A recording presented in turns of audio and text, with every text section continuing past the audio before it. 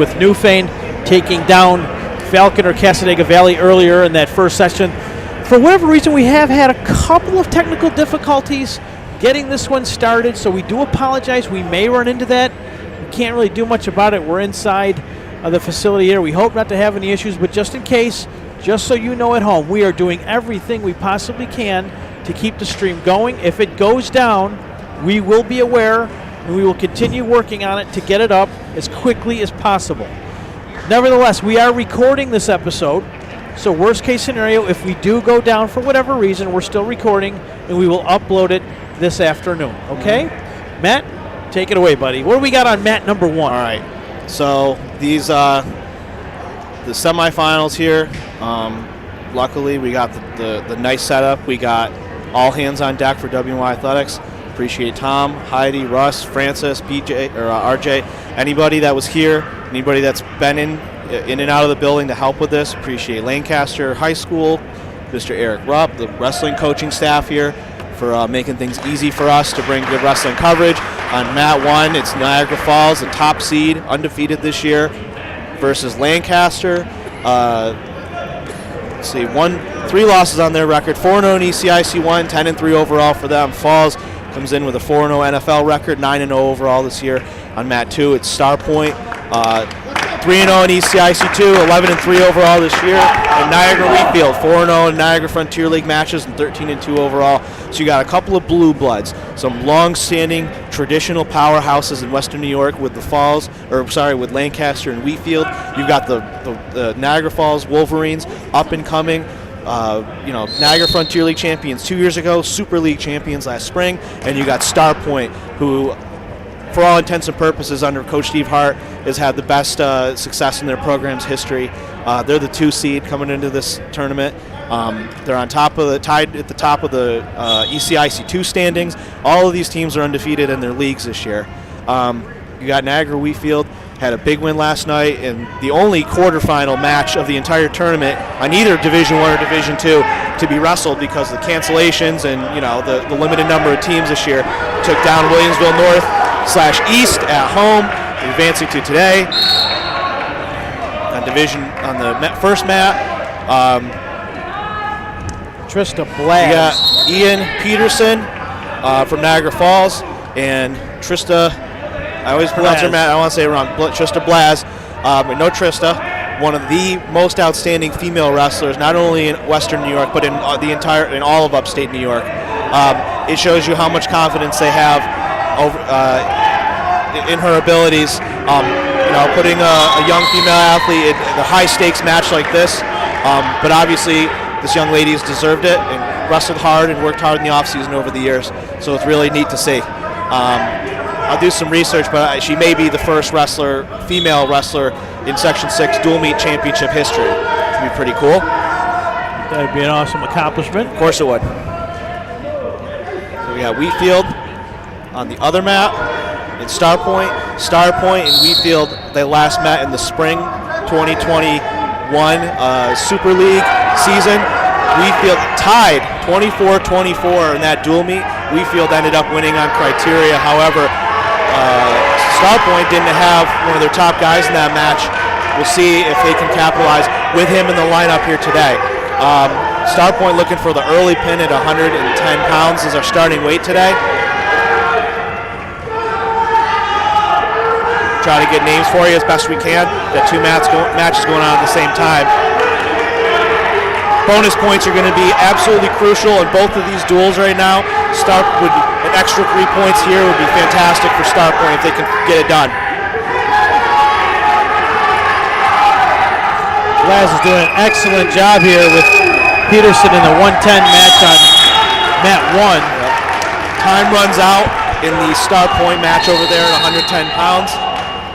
Like I said, we will try to get names and scores as best we can. Unfortunately, our graphics don't allow us to do scores for 2 matches at the same time. Right. Unfortunately, when we get to the finals, you will see the return of our full scoreboard with time and points. As these matches get a little later, I will go and make sure to get on top of the team scores for these semifinals manually myself if I have to. It's no problem to me. Trista with a good bar. She's been in control throughout here in the second period. Very equally matched teams for both of these, for all four of these teams. Right where each of these teams have strengths, the other teams have strengths, which makes these semifinals very interesting, to say the least.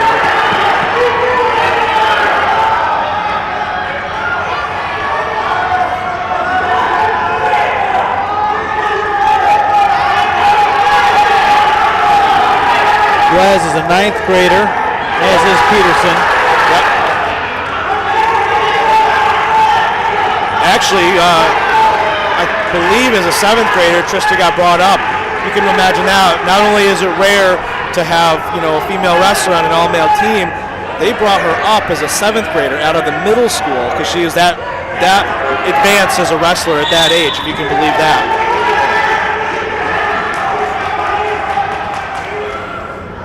During the second period, and Mat 2 as well. Yep. Trista's looking for the fall, actually. This will be a big pin if Lancaster can get this out of her. It'll really set the tone for those later matches, yes. Matt. It'll definitely give them some momentum. Lancaster is a team that traditionally thrives on pins and thrives on, what happens on the mat in a dual meet affecting the next one in terms of momentum, attitude, perception, all that. And she is losing her mask, but she's in. It's okay. They're in criteria. They gotta continue with this match. She's trying. They already got the near fall points. And time winding down, obviously. The mat guy, the towel guy out there. Okay, so 3 near fall for Trista. And it's going to be Lancaster choice.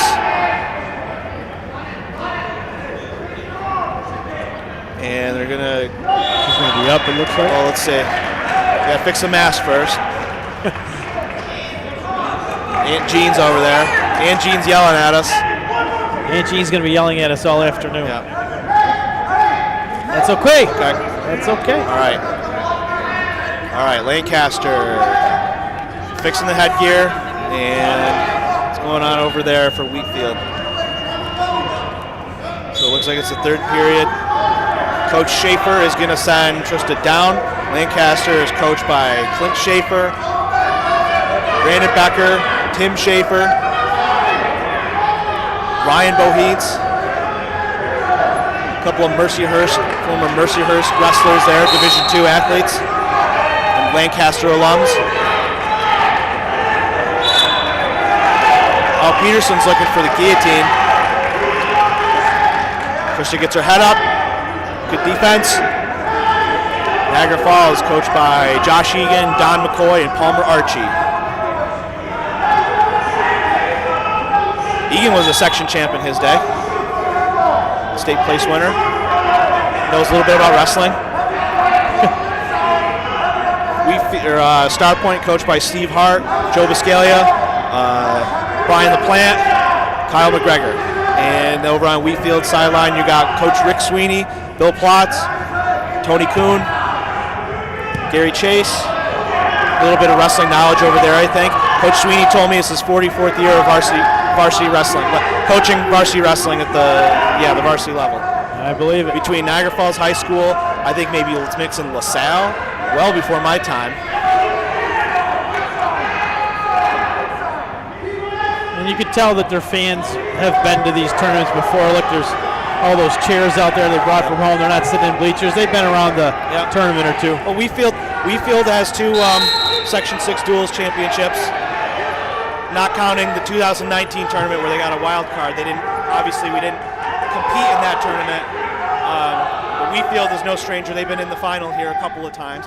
They made the state semifinals in 2019, I believe, with a loaded roster. STARPOINT is one of the up-and-coming programs that's really established themselves over the last 8-9 years, I'd say, very much so, with a state champion mixed in there, with a couple sectional champions or sectional finalists. So Coach Hart's really done something nice up there at Mapleton Road. Also with some of the swaggiest shoes I've seen in a while for Coach Hart.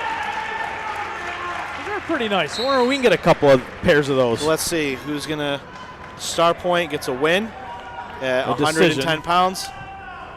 Well, let's check and make sure it's a major decision or whatever. But they get a win either way at 110 pounds. We'll check on that team score for you. Meanwhile, in the first match, Mat 1, 110-pound match is still going on between Ian Peterson and Trista Blas. First match of the duel. Falls gets the first seed for the first time here. They actually met Lancaster 2 years ago in the semifinals. Lancaster won that match pretty convincingly. But Falls returns with a heavy set of firepower, especially in their middleweights, with 3 returning sectional champions from the spring, as well as a host of other key contributors. And Trista gets the win for Lancaster at 110 pounds, so they win that first match. How about now? They're turning me down. They're shutting me up over here. No. I'm just kidding. You keep on rocking and rolling. Yeah, I'm just kidding. All right. Next up for Niagara Falls will send. And it looks like they will send Jashad Bumpers at 118 pounds. Falls sends Bumpers at 118, which I'm not sure what's going on here, but they weighed in Crumpler. Jaden Crumpler is a section champ, and Jashad Bumpers at 118, with a Marfio Reynolds and Grady Peterson at 126. So somebody out of that 4 is going to be out of the lineup because of bumping guys. You can wrestle the weight you weigh in at, and the next one above it, and that's it. So I'm interested to see what the strategy was with that, because I imagine I'm assuming Crumpler will probably go to 26 and wrestle Miles Gronowski, who was also who's a 4-time section place winner. And Marfio Reynolds, who's a returning section champ, will go to 32. And I think Peterson would probably be out of the lineup at that point. So I guess we'll see what happens there. But we'll see a good match either way, with Miles Gronowski coming up soon for Lancaster versus either Jaden Crumpler or Marfio Reynolds Jr.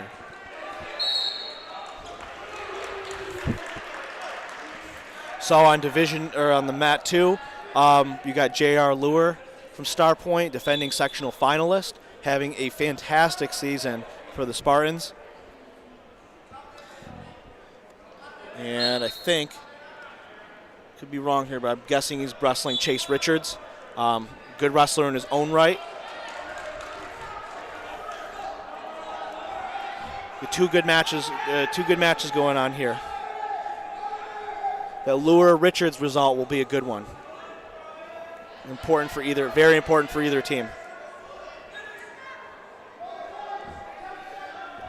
Bumpers is in control here. Up 2-0 in the Lancaster Falls match. Lancaster and STARPOINT both got the wins at 110 pounds to start the duels. So they're both up 3-0 in the team score. I think Bumpers has a second for injury time.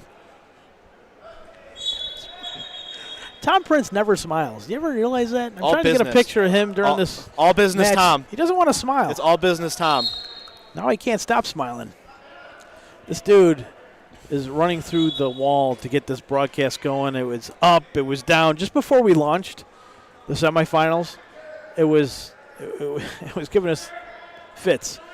And somehow, some way, like with the snap of a finger, I think Tom punched the computer, and it started working again. Oh, that's good. I can't figure out that these works. things. I tried spilling coffee on it. I did everything I could. Yep. But we're here. We're still going. Yep. Coach Scap is here. See Scapoletti walking around? Of course I did. Another Western New York high school wrestling legend. Izzy Martinez was here, but he had to run away. He's got a track meet today. Yeah, he's a indoor track coach at Niagara Falls High School. He's got other commitments going on. So let's look at that. You got, how busy is he? Coaching an indoor track team and also being the brains of the operation here for all of Western New York high school wrestling. Busy guy. We're very lucky to have good wrestling chairman here in Western New York. Very lucky. Co-chairman as well. Give credit to Coach Mike DeBarbary, former Portville head coach. You got to give a lot of props to Lancaster, too, going out on a limb to host this event. Oh, yeah. You know, with all the mandates and everything else going on with, COVID and restrictions and everything else. You know, it took a lot of guts for them to step up and host this event, so we're indebted to them. But this is the perfect atmosphere. I mean, you got this big field house, you got the room, and, you know, they're letting teams, you know, the 4 teams in, parents in, that kind of spectator deal. And if you're not here, you're watching hopefully on YouTube or Facebook. Tim Gardner, great job with our graphics today. Of course, Howard Hanna Real Estate, and Media Care, Paul Wolf Insurance Agency, and Logistics Plus of Buffalo stepping up to sponsor these events for us. Thank you very much. Thank you. If you're in the market for a home, give Howard Hanna a call. They hooked me up. I bought my house 5 months ago thanks to Cal and Stacy Phillips from Howard Hanna. Ooh, Cal. Cal. Shout out Cal. What's up, Cal? Big Cal. Big Cal. All right. Referees for today on mat number 1, Mr. Ryan Gannon and Mr. Joe Finley. Joe Finley is he's the main referee on this one. Ryan Gannon, the assistant. On mat number 2, your main referee is Greg Galinas, assistant referee Don Sanderson. On mat 2, it looks like StarPoint's been in control right from the start. I think Lure's been in control of this one. Like I said, a sectional finalist, a section title hopeful in Division 1.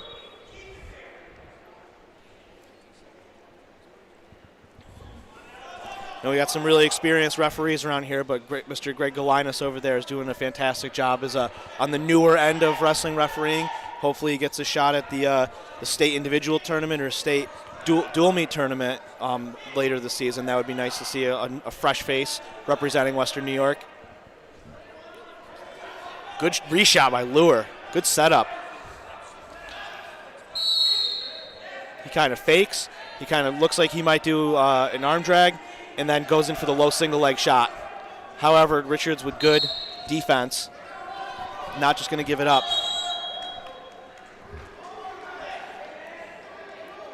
So 118 for Niagara Falls and Lancaster. It's just shot Bumpers and Alex Monio. Bumpers looks to be in control of this one. I don't think there is no points awarded over there for Lure and Richards. Now there is. Good takedown.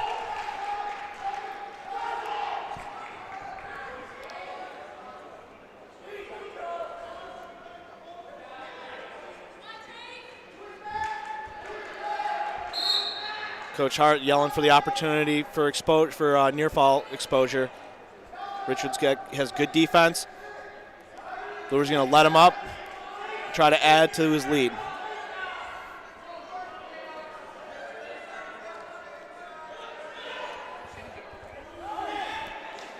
Another takedown for Bumpers on mat 1. StarPoint and Lancaster lead in the team score. There's another takedown for Lure.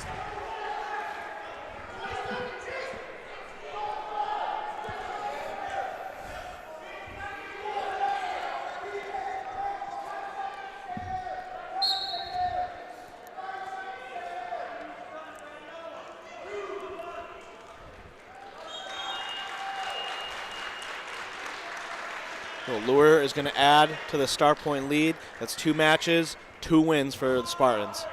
So they get one at 110 and now one at 118. That's right. Yep. And now, we talked about before the broadcast, Griffin LaPlante weighed in at 126 pounds today. He's normally wrestling at 132. Griffin, outstanding young athlete, one of probably the top middle schooler on a varsity lineup in Western New York, a sectional title hopeful, sectional finalist last year.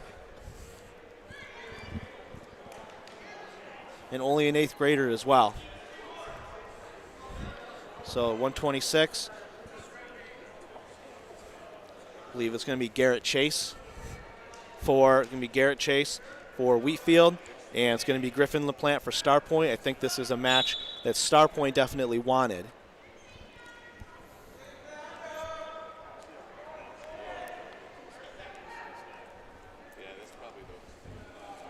And meanwhile, on mat number 1, Bumpers, Monio still wrestling. Looks like Bumpers has the lead. Lancaster has the lead in the team score. And another takedown for Bumpers. No takedown, no points yet on mat number 2. And like you said, So this Matt, is you had said that this was going to be a close semifinal for both matches that are going on. Both teams. Yeah. And here we are in the third period for both matches. Yeah, we haven't had a pin all yet. 4 matches so far. Yeah, haven't had a pin yet. So 2 very evenly matched teams. And that's kind of what you want to see at this late in the stage. You want to send your best dual teams, of course, to states. Yep. And I think that speaks volumes to the Western New York high school scene.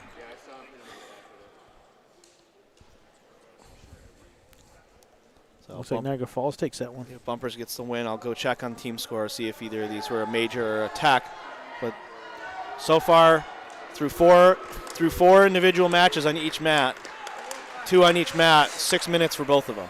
So, like I said before, like when we started, pins are going to be at a premium today. Oh, so here we go. So here's another good one over here. You got 2 good matches. You got Chase Richards over there for Wheatfield versus Griffin LaPlante from STARPOINT. You got Miles Gronowski over here for Lancaster, a 4-time sectional champ, place winner, versus Jaden Crumpler, a defending Section 6 Division I champion. 2 very accomplished wrestlers. Gronowski's also got state tournament experience as well as a wild card.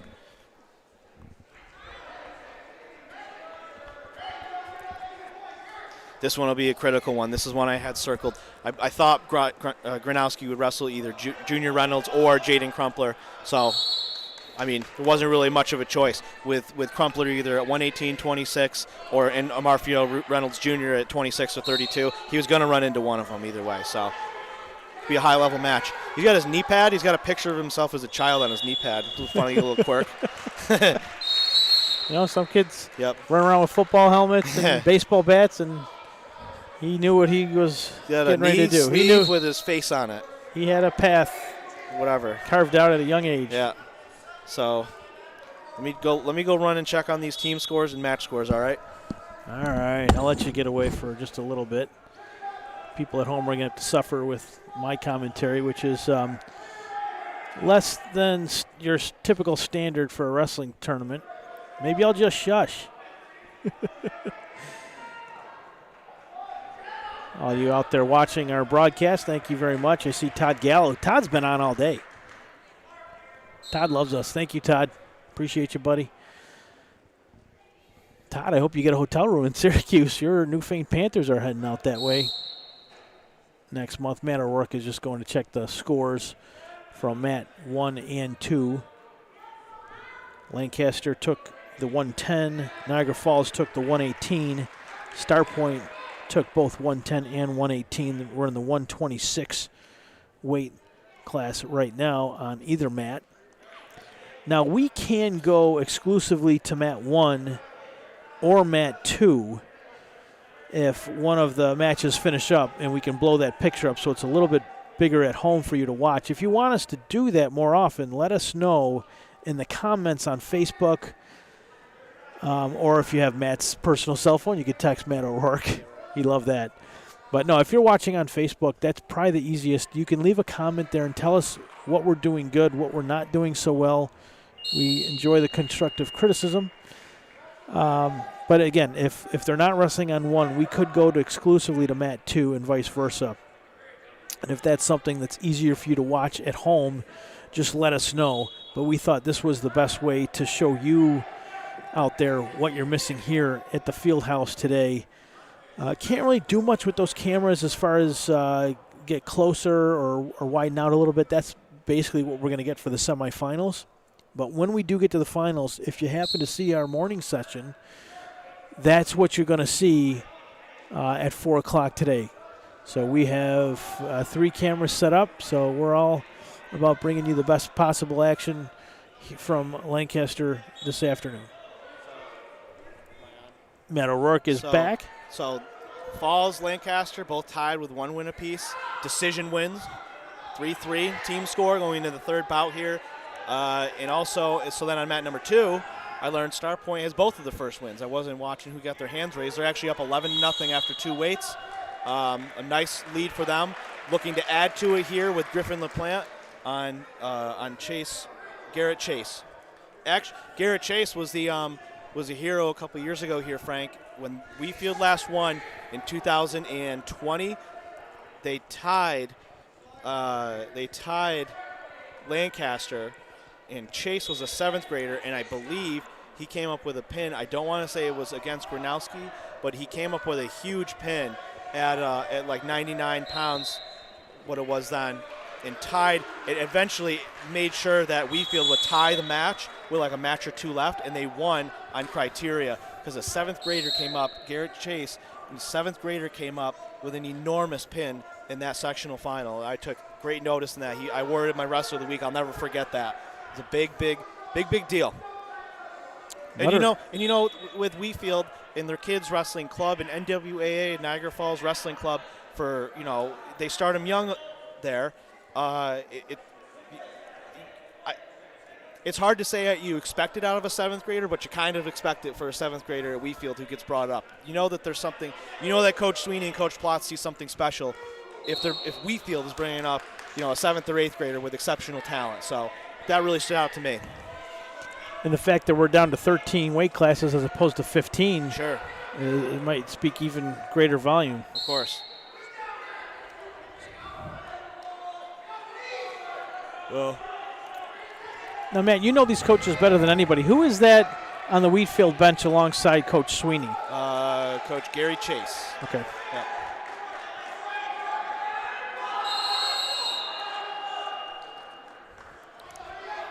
Yeah, Coach Gary Chase.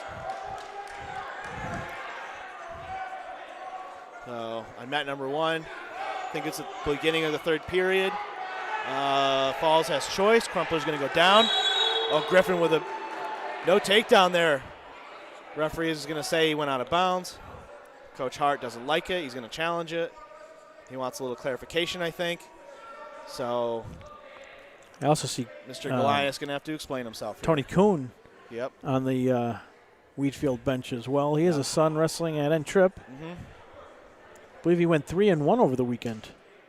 I believe so too. Match. I think, yeah. Well, the Thunderwolves had a good weekend at their dual meet tournament. I think they went 3-1 as a team, 2nd place in their dual tournament. So was that in town or was that somewhere else? Somewhere else. It was out of town. Ohio, maybe. So no 2. Stall warning. Who's it going to be on? It's going to be on Wheatfield. So it's a warning. Chase's first warning. So the next one would be a point. Another low single leg shot from Griffin.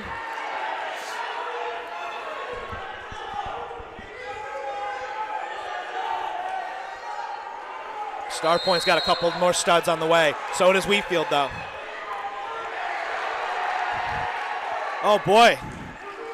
So he had him in criteria, but he didn't have the takedown, so there's no back points there. So now he gets a takedown. Griffin's going to win this one. STARPOINT's going to go up 14-0 after 3 weights.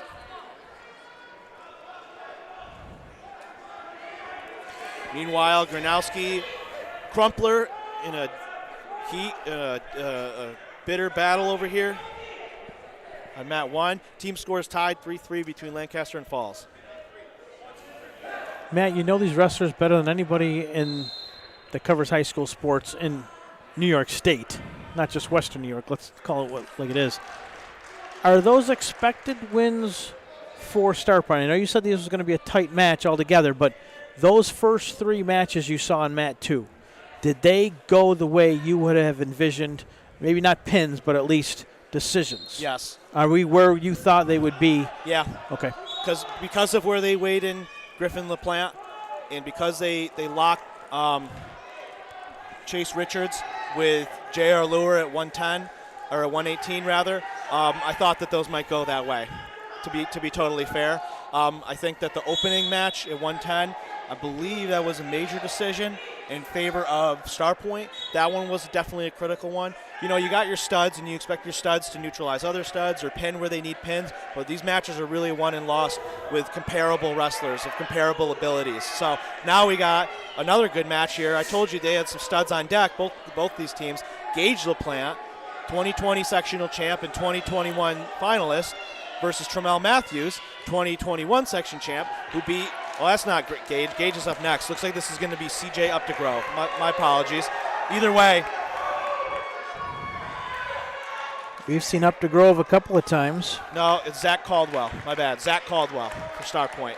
Wrestling Tremel Matthews. 8th grader. Yep. You got a junior taking on an 8th grader here. Yep. And it's a match that Wheatfield probably has to get. I would imagine so. Tremel's the defending sectional champ. Had beaten Griffin actually last year in the sectional final. In a good match. All Niagara County affair, obviously. 3 of these 4 squads representing Niagara County. 2 representing the NFL, 1 representing ECIC. Brandon Hall makes a comment on Facebook that N-Trip was out in Kentucky for the national duels, and they took 2nd place overall. Sweet. And Coach Mr. Mowdy Kuhn did go 3-1. Coach Mowdy, Coach Canoodala, good program up there. Thank you for weighing in on that. Appreciate it. Let me go check on that. Gronowski. I think Gronowski came away with the win in that 126-pound match. Let me make sure. I'm watching Tremel over here. Now we got Junior Reynolds up here for Niagara Falls, also a defending sectional champ, one of their 3 returning Division I sectional champions.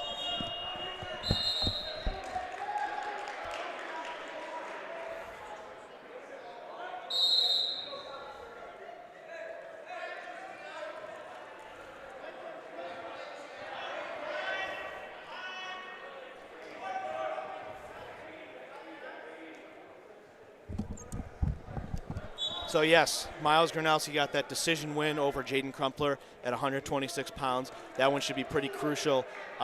We'll see where that one, how those team points sift out later on in this match. But I have a feeling that one is going to be a critical moment in this dual meet.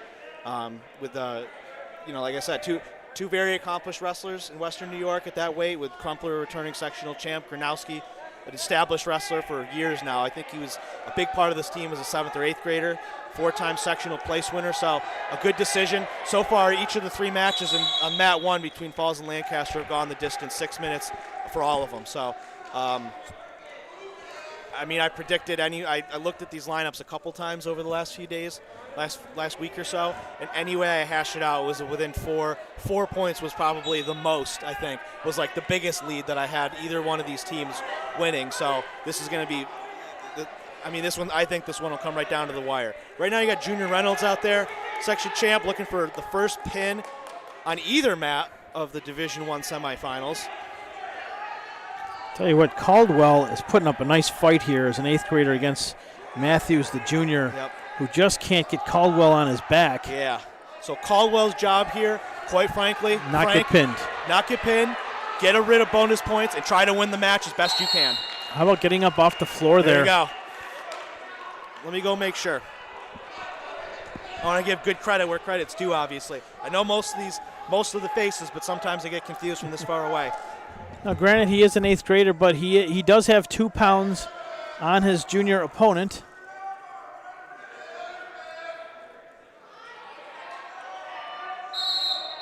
And let's be clear, Matthews has had the upper hand for most of this match. Caldwell's just done a great job of fighting throughout. So yes, this is Zach Caldwell for STARPOINT, wrestling defending sectional champ, Tremel Matthews. STARPOINT has the team score lead after 3 weights, 12-0. And they're going to need it with Juicy Matthews, Tayshawn Juicy Matthews, and Colin Kogenauer next on deck. However, Gage LaPlante and CJ Updegrove are going to be on deck here too for STARPOINT. So, just like I said, right where both of these teams are good, the other team is good as well. I think this match is going to be won or lost from about 152, 160 pounds to 285 pounds. Who can come up with pins? Who can come up with head-to-head wins? Frank, Wheatfield and STARPOINT, from their match in the spring, STARPOINT returns 10 starters, Wheatfield 8. So rematches are bound to happen mathematically at some point. We did do a STARPOINT Pioneer matchup last spring. Last spring, yep. Do you know much about this Chico at 138 for Wheatfield? Is he a younger brother of a former Wheatfield wrestler? Joey Chico, sectional champ a couple of years ago. Somebody helped me out, weigh in on what year he won a sectional title and went to the state individual tournament. Can't remember his first name, but Joe. Right? Well, that's the sophomore. That's the 10th grader. I'm sorry. Man, I'm trying to think of all these guys off the top of my head. With 500 wrestlers in front of you, to trying to remember. Maria says, love the 2 screens. Thank you. Tracy Rosler, thank you for the great coverage. Thanks for watching.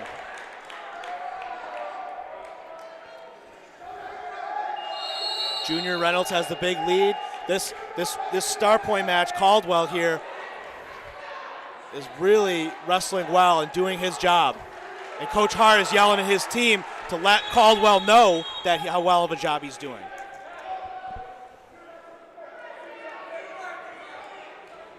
Let me make sure here.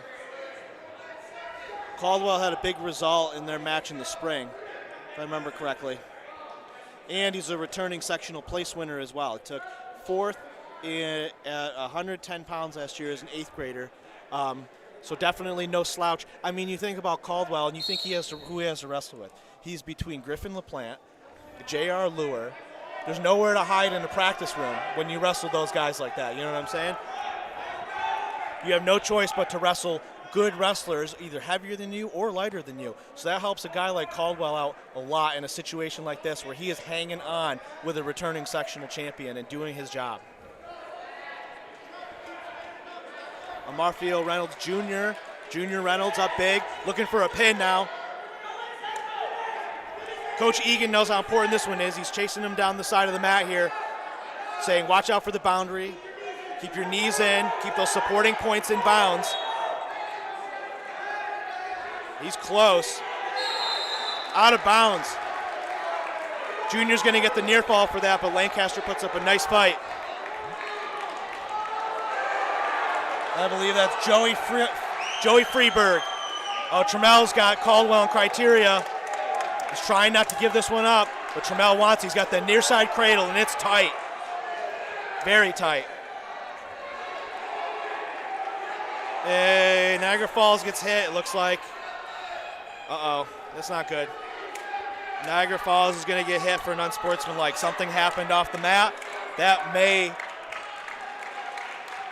might not be good for them at the end of this match if it turns out into a... You had been harping on that since the beginning. Uh-oh. Could it have been just a simple word from a coach or a player from the sideline? Or could have been. Either way, we might need to revisit that if this match ends in a tie. Either way, we'll get on with wrestling. And it looks like Wheatfield is going to pick up the win over here. Trammell's going to get the win. So but what a battle for Caldwell. Big time battle. Coach Hart, look at him slapping him up. He knows exactly how important that match was. Coach Hart sent that guy out to do exactly what Caldwell just did. And he's a 9th grader wrestling, defending sectional champion. Huge result. I'll go check on that team score and see if that was a major or regular decision, but that is exactly what Coach Hart wanted out of that match. Most likely we're looking at a 12-4 score without knowing too much. Yep.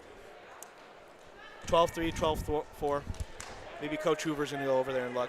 Now, did we get Gage LaPlante? Nope. This is going to be CJ Updegrove. Updegrove. So Updegrove weighs in at, where did he weigh in today? At 133.9. Weighted so he's 132. He goes to 38. Gage weighed in 145. So Gage will either see Gage versus Tayshawn Matthews or Colin Kogenauer. That is going to be fireworks. Oh yeah. And I think that Coach Hart would have wanted either of those matchups too. So early on, Coach Hart getting some of the matchups that I think he was had in his formula in order to win this duel. So we will see. But now they've got CJ Updegrove on Joe Chico. Favorable matchup for STARPOINT as well, all things considered. No offense to anybody, but in terms of strategizing, I think this is a match that Coach Hart and the Spartans definitely wanted to have. And, things like this can work against you too, man. It could. Absolutely. Wrestling is a sport for heroics, all right? I just told you a few minutes ago, Garrett Chase in that match 2 years ago as a 7th grader came up with a pin that ended up making sure the match was tied, and they win by tiebreaker over Lancaster. I mean, anything can happen in these matches. We could have seen something. I didn't want to jump the gun in our Division II final earlier, because anything could have happened with the team score not completely locked up. So you never know. You never know if Stein from Falconer comes up with a pin somehow, at the 285-pound match when there's one more left to go, for example. So anyway, it's Updegrove from Starpoint and Chico from Wheatfield. Chico, obviously a Wheatfield name. On mat number 1 between Falls and Lancaster. At 132 pounds, it's Carter Tatis and Grady Peterson.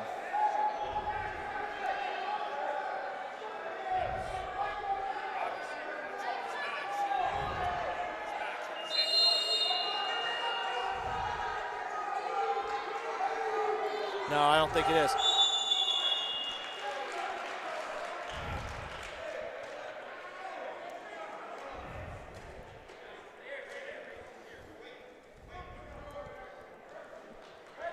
Let me check the names. Let me check the names for Falls, because their weigh-in thing has me all screwed up. They had Crumpler and Bumpers at 18, Junior Reynolds and Peterson at 126. So one of them has to be out because Crumpler and Bumpers both wrestled. So let me check the name for the Falls wrestler.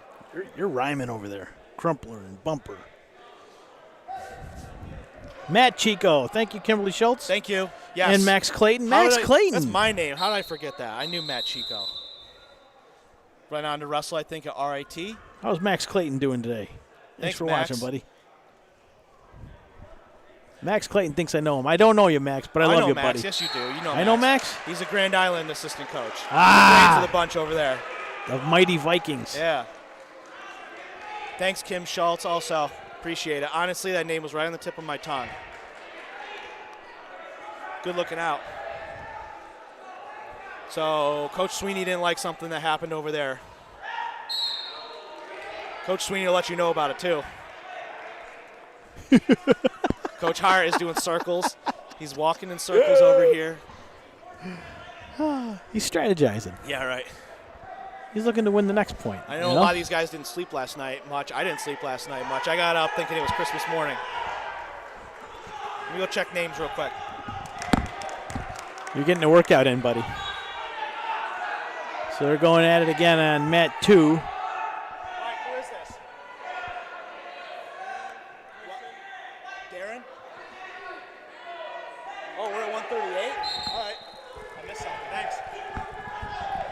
You know, maybe they had a forfeit at 132. No, they've been through 4 matches, so 10, 18, 26, 32. Now, my math stinks. We're at 138. My math is poor. So Grady Peterson looks like he went to 32. Darren Christian. No, that was Junior. Anyway, we're at 138. Darren Christian and Carter Tatis.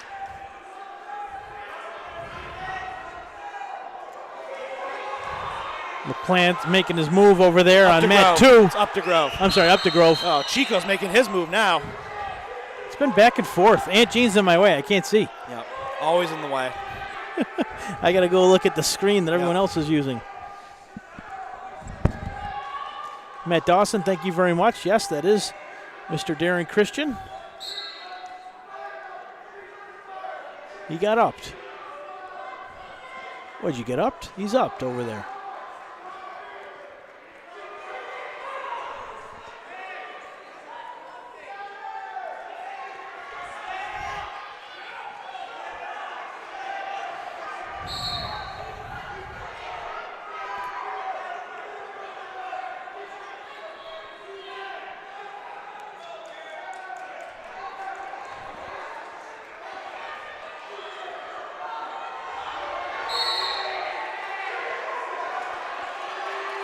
Updegrove and Chico.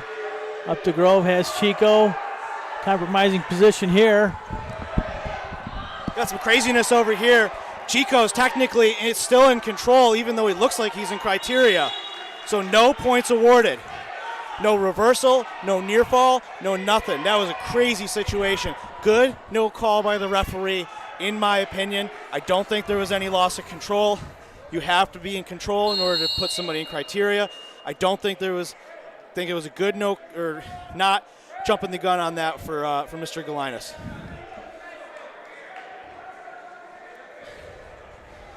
Third period coming up. Looks like mat number 1. It is Darren Christian. It is Carter Tatis from Lancaster at 138 pounds. I still haven't seen a pin in either of these duels. Thanks, Matt Dawson. Appreciate that. I went over and checked that. I was just a little confused on the weigh-in situation. I obviously wasn't trying to keep my eyes on both of these mats, but thank you. Should be a good match. Been pretty good so far. A good, even, one of those even matchups, Frank, I was talking about, where it's two guys of very similar ability going at it that may decide both of these semifinals.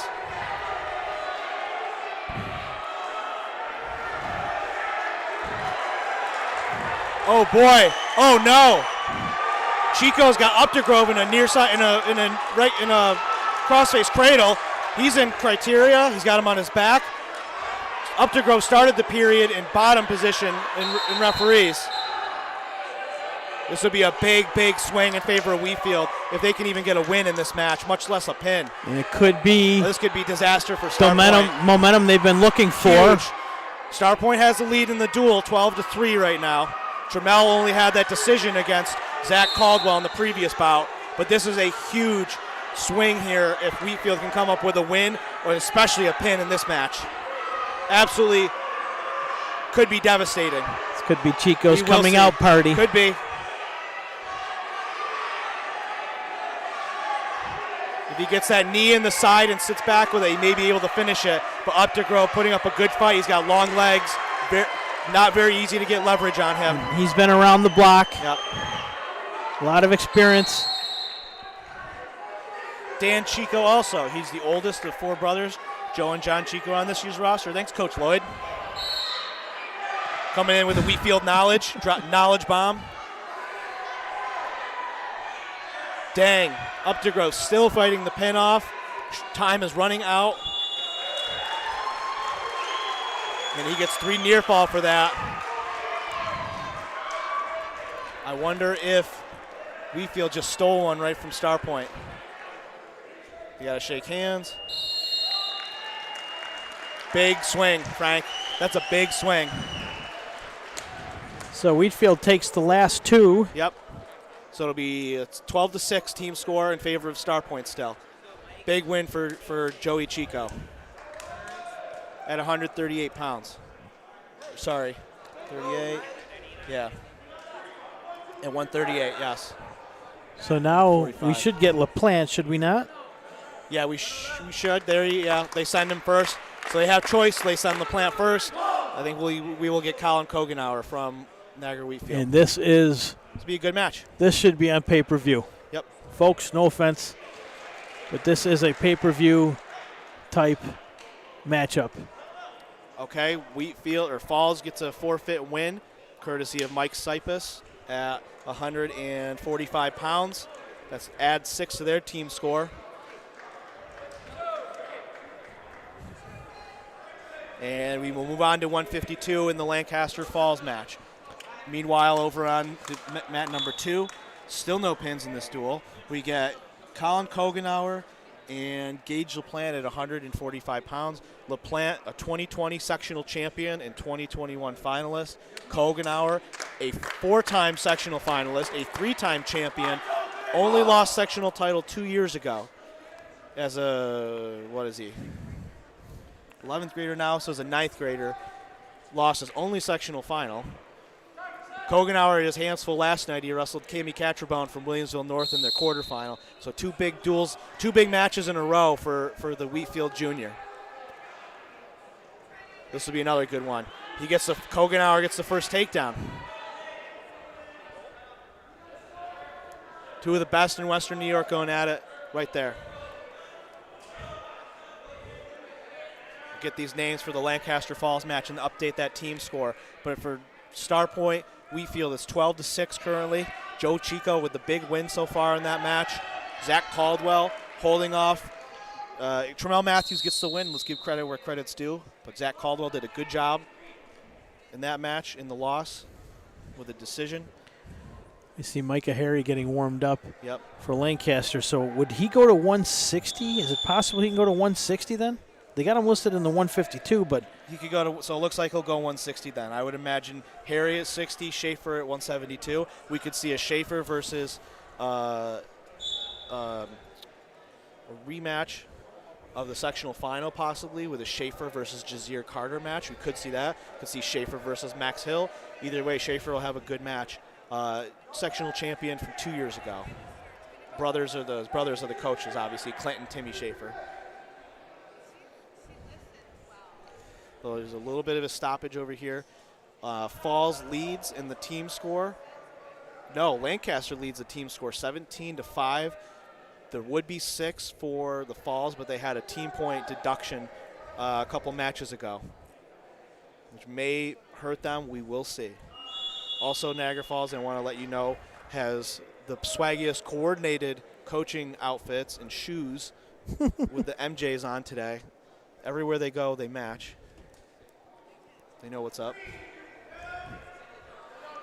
Okay. Russ Bataglia is over here chomping at the bit. He wants to get on the camera bad. Let's keep an eye on LaPlante and Kogenauer.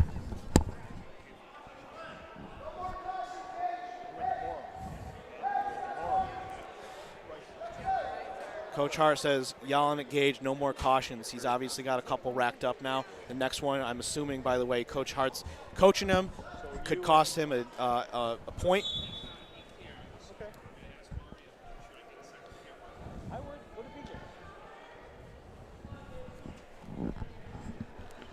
Tell Gene to sit down.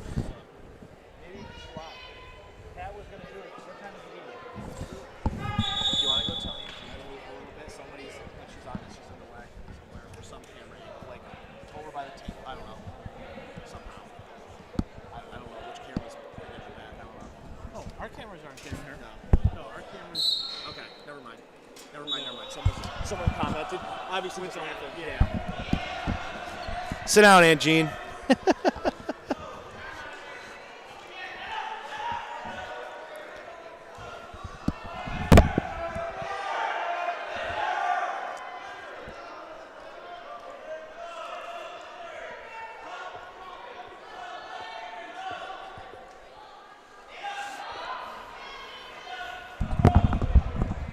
For Falls wrestling right now, Jaden Hilson, to give you an update,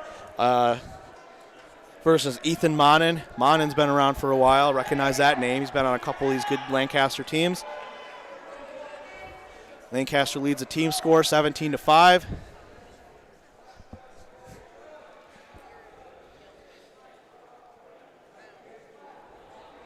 On the 7th bout, so we're about halfway through both of these semifinals.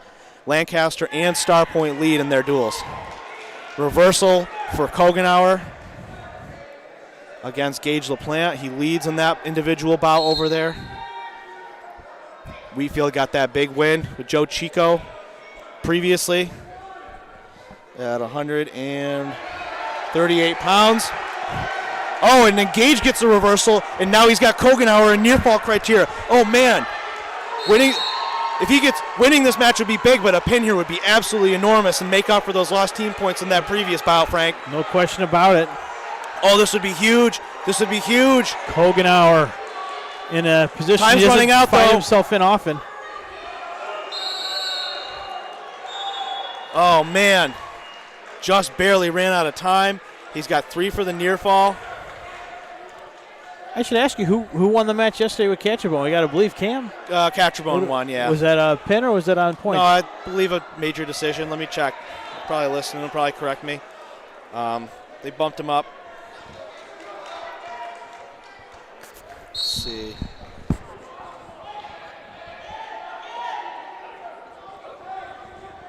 It was a tech fall in favor of Catcherbone.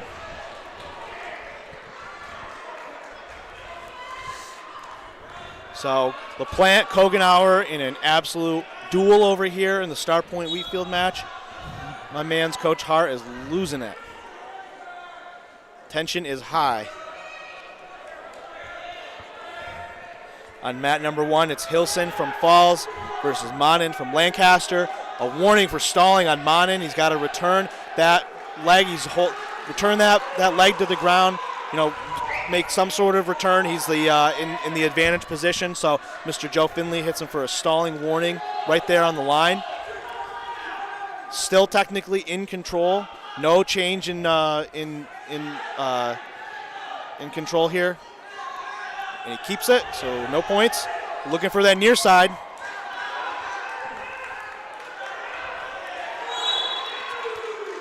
Stall warning on Kogenauer. Not a lot of time left in this bout.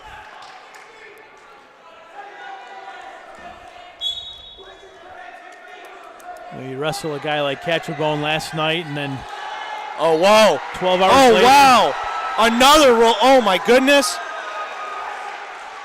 LaPlante comes up on top after a topsy-turvy situation. If he lifts the head and walks towards it, he might get a little better leverage out of that. But I'm sure as long as he's winning this match, Coach Hart is going to say, don't give up anything, no reversals, nothing, but I'm sure that they would be dying for some bonus points here with a pin. Oh, man! Huge result! Huge pin for STARPOINT. LaPlante comes up big. Oh, my goodness. 18-6 lead for STARPOINT. That is a match that Wheatfield will normally rely on Kogenauer for 6 or a win, and STARPOINT gets momentum back after that loss at 138 pounds, neutralizing a stud from the other team and getting bonus points on top of it. So well done job, Gage LaPlante and STARPOINT. Good looking out there. I don't know if anybody wrestles more in Western New York than the LaPlante brothers. I don't know. Catcherbone maybe. Catcherbone. Just as much. Huge result there. That was a big, big pin for Gage LaPlante. We will see how that one shakes out. It's still, we're about halfway through both of these duels. Big win for the STARPOINT sophomore. Now we got Tayshawn Juicy Matthews and Peyton Linus at 152 pounds. Juicy, one of the best nicknames in Western New York. We got Juicy from Wheatfield. We got Bubbles from Newfane. We got all sorts of guys.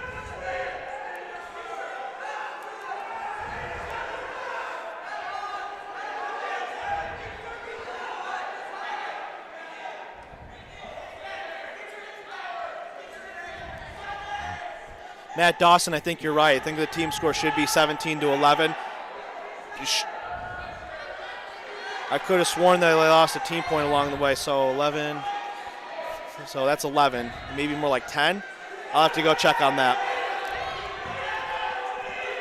Let me get a good update on that one. Meanwhile, this is one of those matches, Frank. Hilson and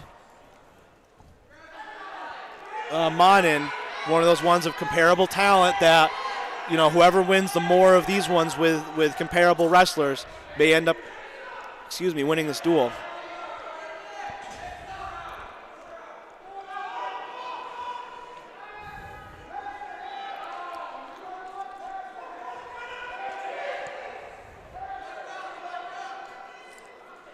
So Wheatfield, who had seized some momentum heading into that 145 battle between Kogenauer and Gage LaPlante, lost a little bit there. That pin by LaPlante certainly re-energized the STARPOINT team. But we still got a long way to go. I think when you break down this match and you compare lineups, I think that Coach Hart would have liked a win there, but the extra bonus figured on a win in terms of, comparing the lineups. But I think the extra bonus points is something unexpected,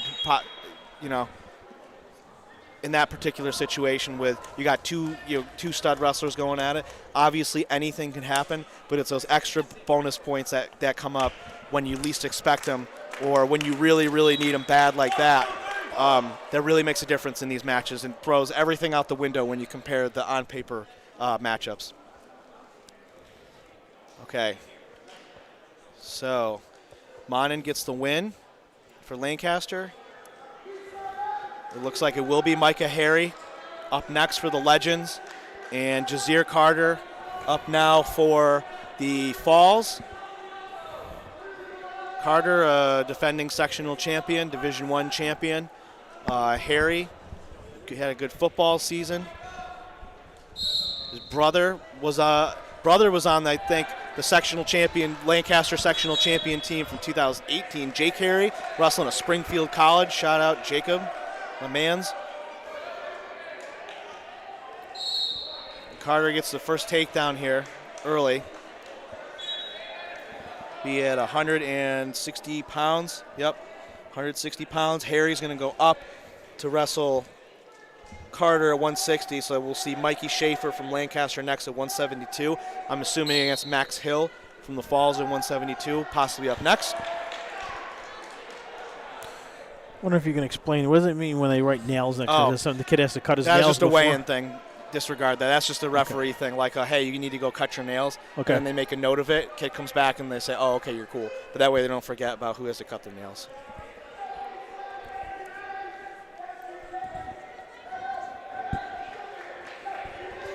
I'm mistaken.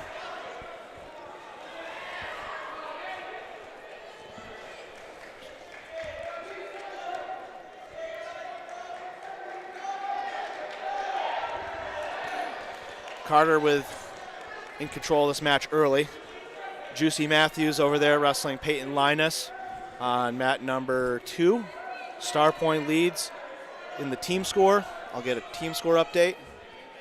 Make sure I'm on the right page here. Got a lot going on, got a lot of back and forth. We will feature the first place match at 4 o'clock with our main camera focus on that. Do a little better job keeping the information consistent. You said earlier, poor Russ Battaglia is chomping at the bit here, waiting to get on the camera. Going. Russ Battaglia killed it a few years ago. Last time we did this in 2020, when we were in the middle and we were going back and forth, and every time we'd point the camera at the Iroquois Falconer match, somebody from Lancaster or Wheatfield would go, can you put it back on that match? So we changed that match, and then everybody from Falconer and Iroquois go, can you put it back on the Falconer and Iroquois match? Couldn't win that day. Couldn't win. No, it's all, yeah. But this split screen is a little better. More cameras. All the cameras.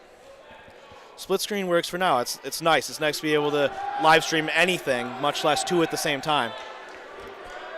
Juicy definitely in control of that match over there.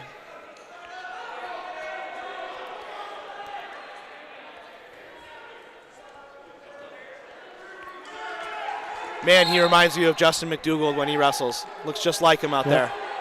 Same style, same speed burst, same outside attack.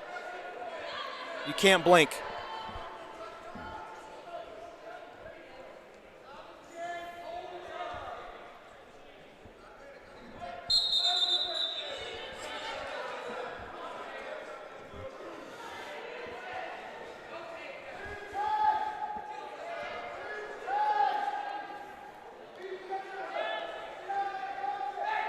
So it looks like Falls is winning this match. My apologies for not having that right on top off my head.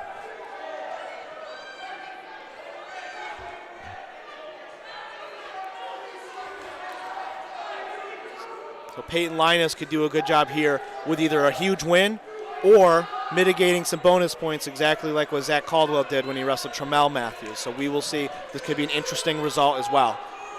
From here on out, things are going to get very interesting over on that mat, Frank. Because Niagara Wheatfield's a little bit desperate now. Well, they have all the matches should be very comparable wrestlers in terms of ability, is my point. That may be a bonus point match for them, so that may have just taken that from a decision to a major decision. I think there's another period. No, that's the end of that one.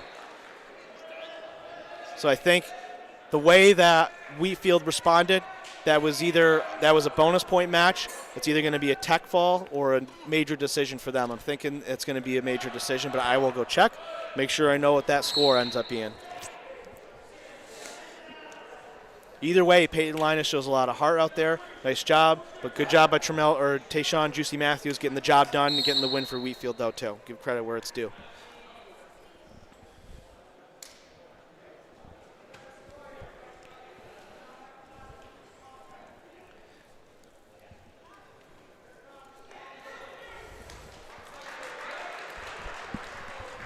Let me see who we got up here.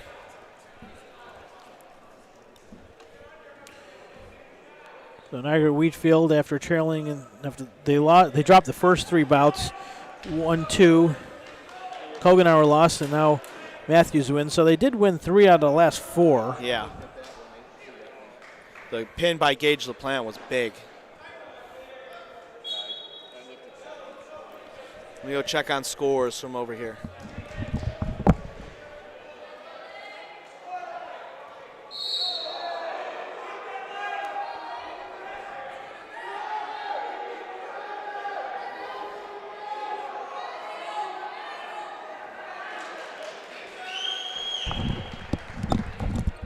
So the score is 17-8 in the dual score, 17-8 in favor of Niagara Falls. Top-seeded Wolverines against Lancaster. The team point I referenced we saw earlier that get taken away, Frank, was actually against Lancaster. I thought that it was against Niagara Falls, so my apologies there. But that one may come back to hurt Lancaster. So we will see. A little too early to tell still what's going to happen. But right now it's Jazir Carter against Micah Harry at 160 pounds. Carter returning sectional champ. Harry giving up a little bit of weight, but wrestling tough nonetheless, of course. We wouldn't expect anything less from anybody who throws on a Lancaster Legend singlet. And I will go look at Wheatfield and StarPoint.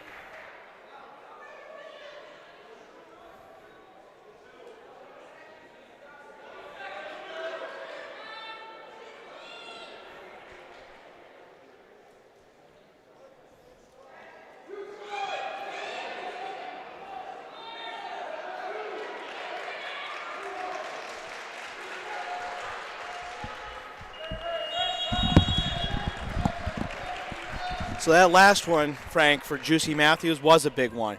They were down 18-6 in the team score. It's now 18-10 in favor of StarPoint. So Juicy had a 10-4 lead at the end of that match and got that late takedown for a 12-4 lead, making that an 8-point difference, making that a major decision instead of a regular decision in the team score and giving Wheatfield a bonus point. That's why that score is now 18-10 in favor of StarPoint in that dual score. And now you got Dylan Pringle from Wheatfield, and I believe that's George Thompson.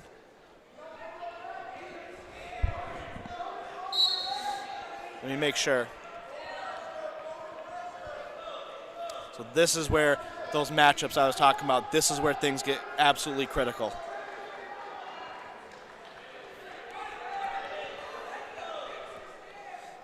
(18-10), StarPoint leads Wheatfield. 17-8, Falls leads Lancaster.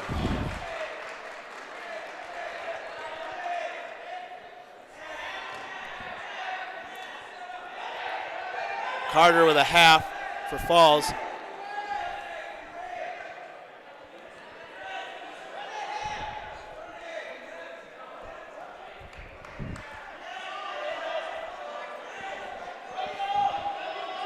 Let me text Lewick.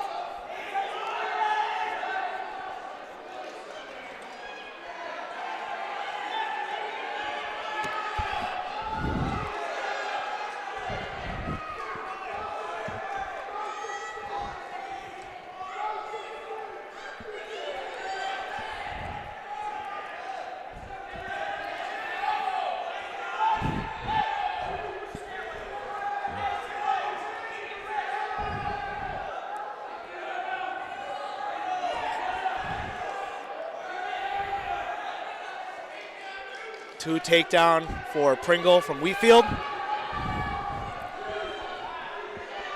at 160 pounds. Yep.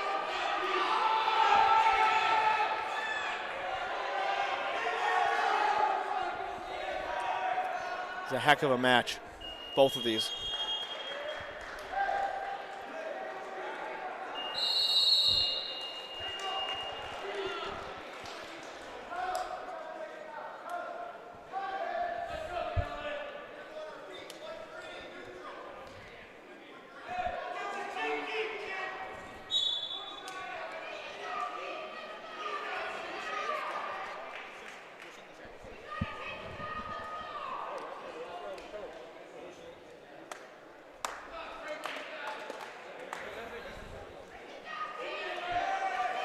So Carter gets a win for the Falls to add to that team score lead.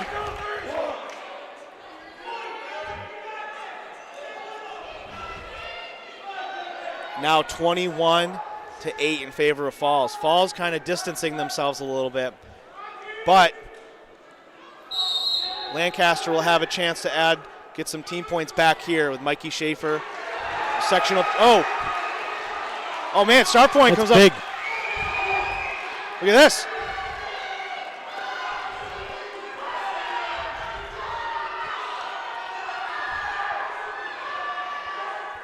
I believe that's George Thompson from STARPOINT. And a kind of a back and forth match. If he can come up with a pin here, that's enormous for them. Absolutely enormous. Settle the weight. Mr. Goliath running around looking for it. Doesn't see it. Pringle from Wheatfield putting up a fight.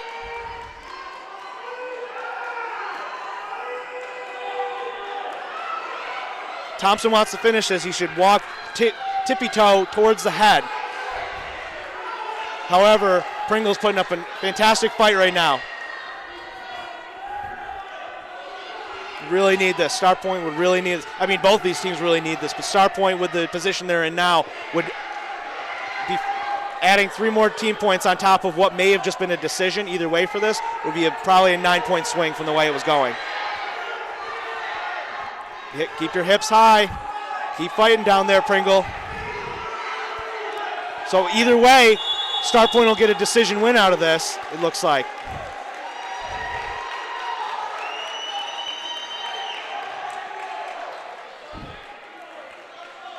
All right.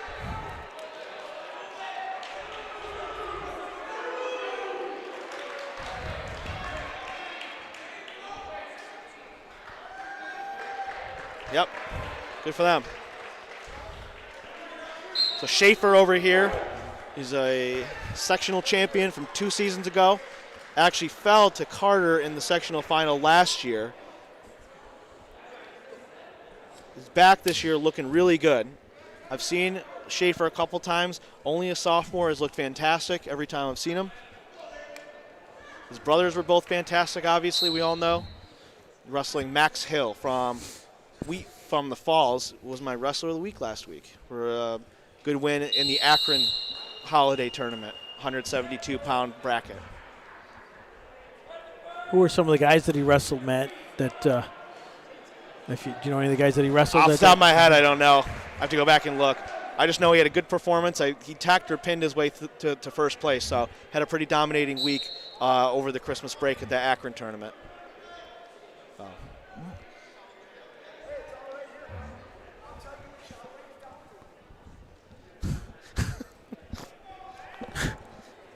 So I'll start. Coach Hart's over there harping at Coach Clock from Iroquois. They will meet later this season, probably for the ECIC2 title. I say probably because Amherst has emerged as a potential dark horse league champion. Already took down Clarence earlier this season. Coach Bauer and the Tigers over there on Main Street, do not count them out. Also undefeated in ECIC2. So we may have a 3-way showdown, whereas at the beginning of the season, I kind of had chalked it up, in my own estimation, as STARPOINT Iroquois, but don't count out the Amherst Tigers either.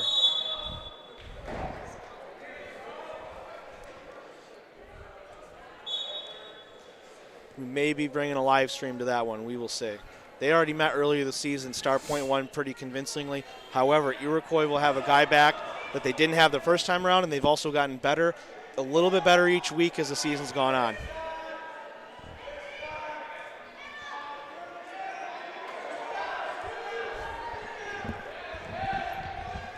Oh, Schaefer looking for a pin here. This would be huge for them. Walk around the head. The Hill's got to keep fighting this thing off. The Schaefer's in good shape right now. He's trying to get long, trying to get good leverage. Pin! Big pin for Lancaster at 172 pounds, courtesy of Mike Schaefer over Max Hill. So that should be 14 points, 21-14 lead now for Niagara Falls after Mike Schaefer cuts into it with 6 points for the Legends at 172 pounds. So Falls will send out next at 189. We will see who comes up.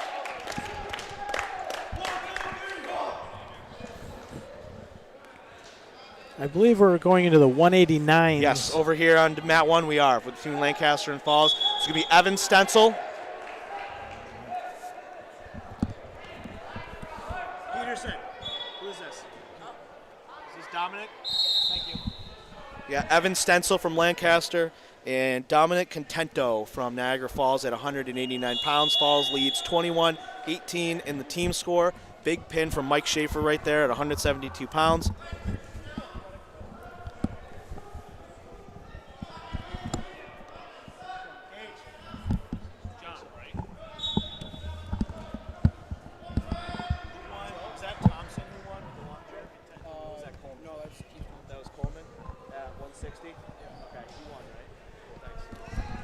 I have a correction to make. I have to give credit in that 160-pound match for Wheatfield and STARPOINT. Keith Coleman came up with the win, not George Thompson in that match. So shout out Keith Coleman coming up with a big win. Got those late near fall points to finish that one off.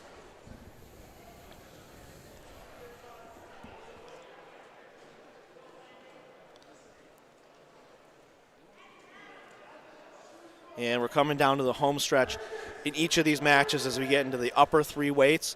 After this, on mat 1, after the 189, it's only 215, 285, and 102 pounds to finish things up.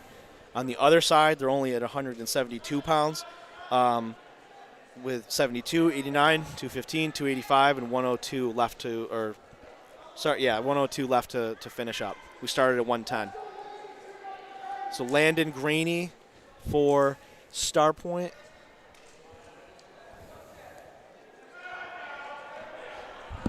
Let me make sure I get the right name for Wheatfield.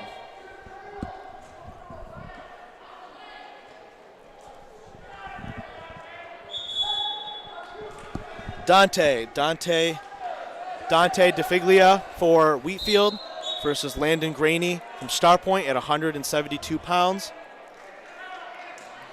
Let me go catch up on that team score real quick.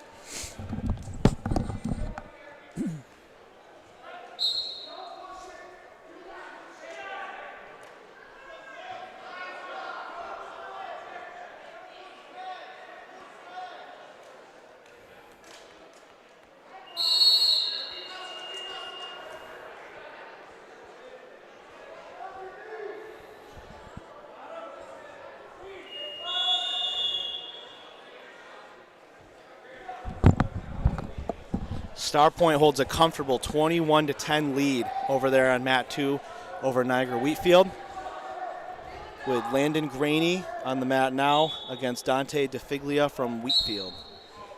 On mat number 1, Evan Stencil versus Dante Contento. Frank, I know you love football more than anything, and I know that you know that Coach Rupp is a big proponent of wrestlers and having his football players on the mat as well, if they're not playing basketball or, obviously the long history of success here for Lancaster wrestling should be enough to convince anybody to wrestle. But it's cool that that the football staff and the wrestling staff have that good relationship, where they send guys either way, especially in the upper weights where it's so critical. I mean, Stencil, Harry, Carlson, Judas, all these guys, you can also find them on the gridiron, doing good work for the Legends every year.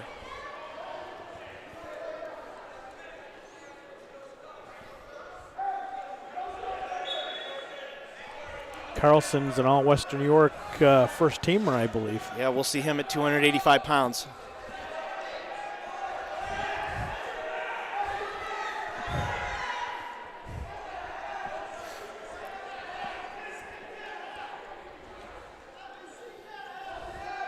Stencil leading on mat number 1 in that bout. I'm not even sure there's been a score over there between Graining and DeFiglia.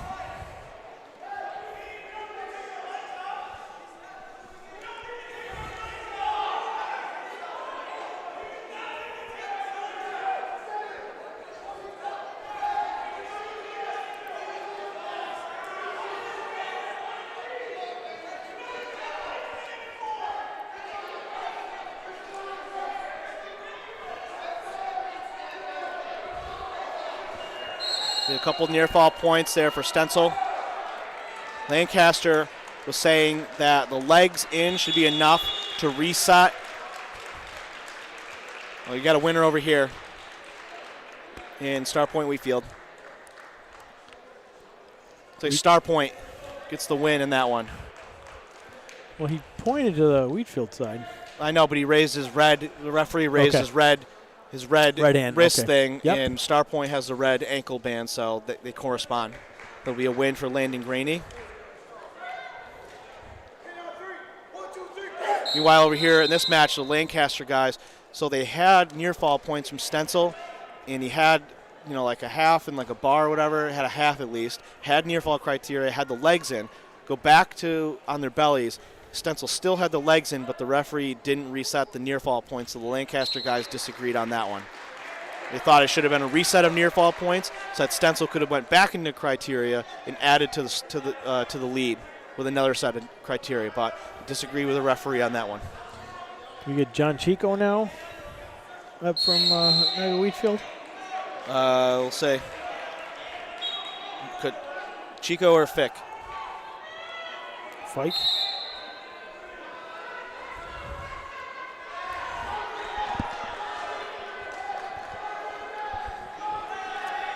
Be Thomas Brown for STARPOINT.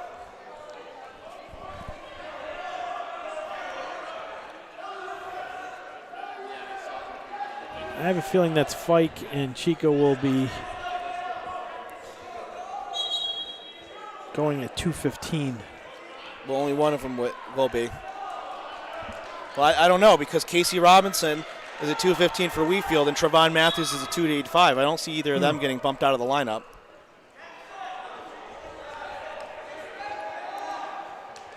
So this one's only a 189 though on mat. Okay. Mat number 2. So is mat number 1, I suppose. Oh man, Brown could get major points here.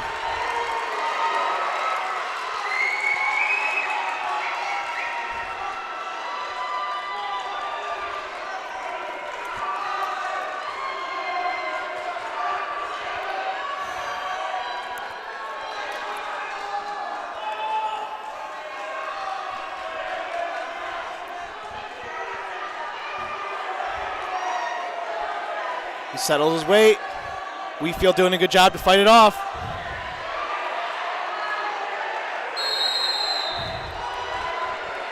Oh, I thought that was a whistle for a pin.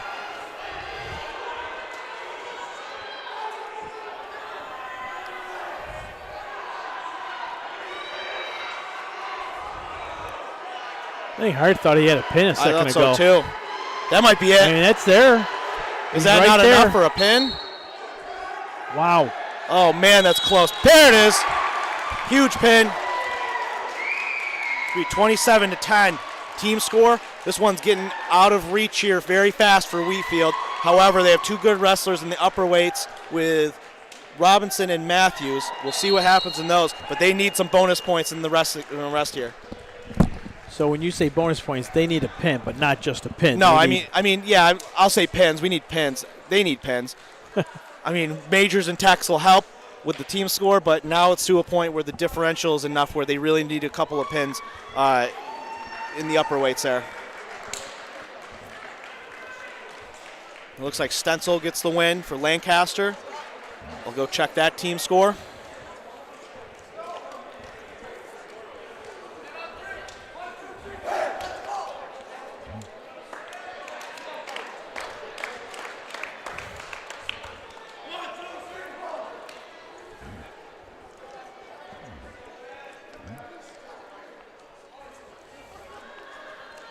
I'll go check on everything all around to get everybody updated. Should be 2:15 on the Falls Lancaster match, and wow. We go check on that score. Lancaster, I believe, is in control of their own destiny here.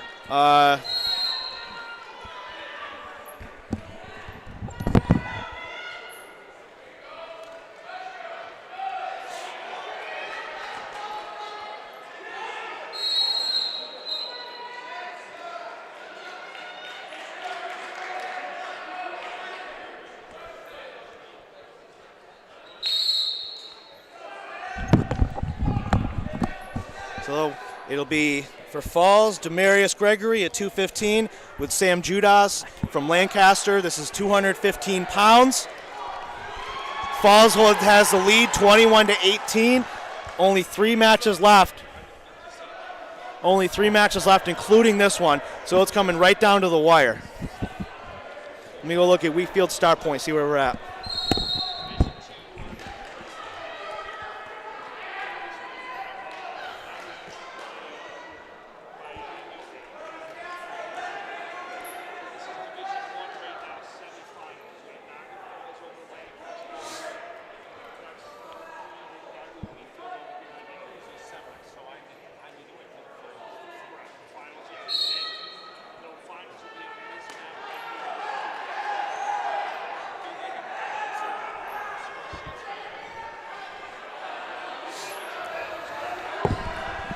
STARPOINT in control, 21-10 over there. It's Matt Caldwell and Casey Robinson at 215.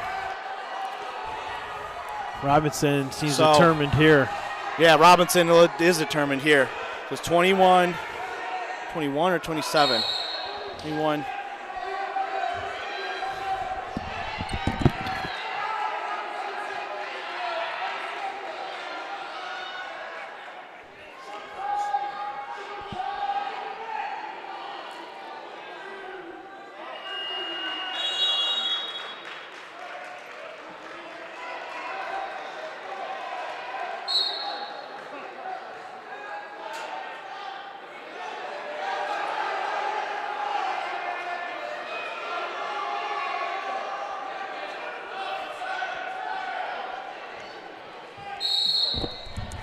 So I'm sorely mistaken. It's 30-10 over there for STARPOINT.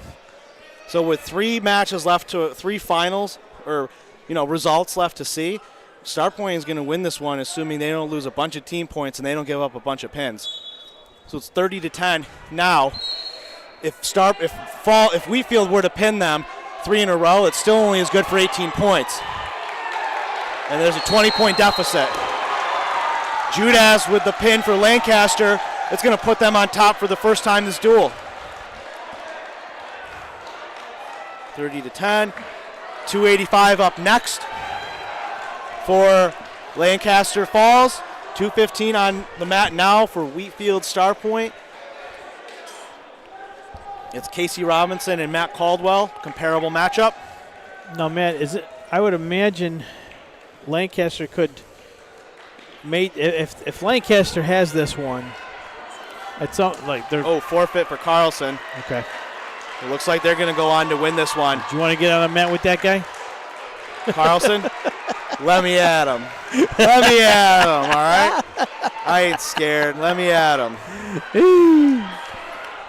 No, but like with Falconer earlier, why risk a wrestler at a weight if it could compromise the big picture? Yeah. So right now it's 30-21. It's getting good over here on this mat too. It is, but STARPOINT's got a good lead with only 3, results left. Lancaster is on top of Falls, 30-21. It looks like they are going to go move on, defeat the number 1 seed for the second time in 2 competed duels, and move on to the final yet again.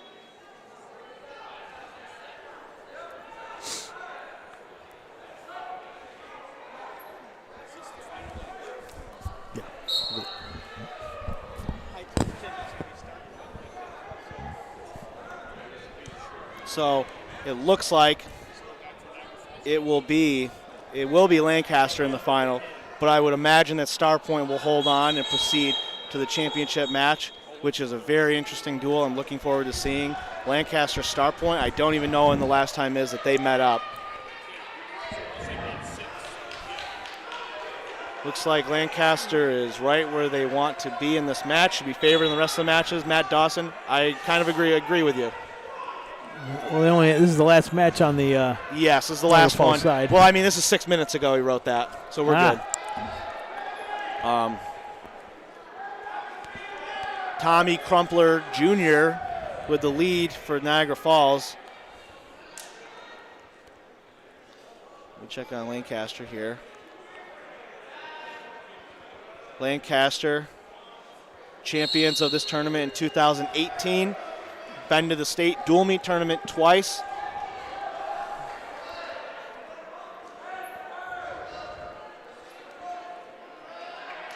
In 2020 they went as a wild card. 2018 they went as the champion. 2019 they missed it just because the tournament got canceled. They didn't have a chance to wrestle. And 2017 was only a Section 6 tournament for those who remember back that far. A year before the state dual meet tournament started in 2018.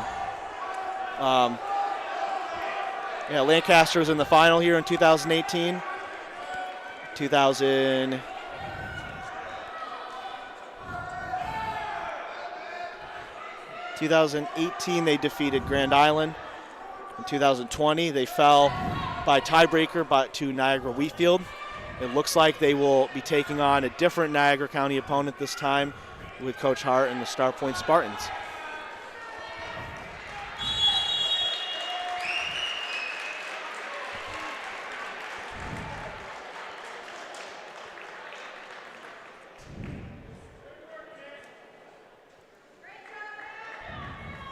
Now Matt Caldwell.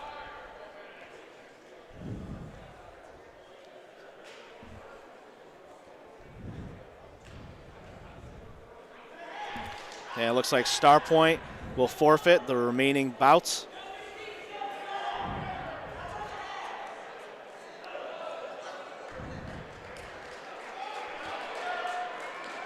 Trevon Matthews will be out to accept a forfeit for Wheatfield.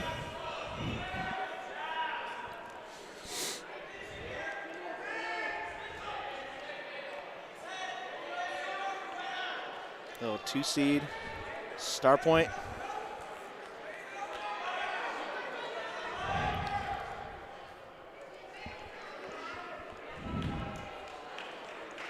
Finally, Coach Hart will get a win over the Falcons. I know he's been chasing that for a while. I would say any win over the Falcons will be a win well earned. You know, Wheatfield has that kind of program tradition where you know, the lineage there. I mean, any coach should be proud to get a win over a well-coached and deep roster with a deep tradition like Wheatfield does. So shout out, congratulations, Coach Hart, STARPOINT Spartans, moving on to the final, and they will be taking on Lancaster. It'll be a very good match. You'll get that final team score. We won't necessarily take a break from the action, but after this final match that's on your screen at home now, we will take a commercial break. And when we come back, you may find us on a landing page without any audio, without any live stream, actual video of anything going on in the background. We're just going to be looks like we're going to have about an hour and 20-minute break. So we won't be on the air technically. You won't hear Matt or myself. Lucky for you, you won't hear me. But we will be close. We'll be back after a little bit, and we'll continue on with the finals. So stick right here. We're not going to end the broadcast. We're just going to go dark, if you will. You'll see a landing page after this match concludes.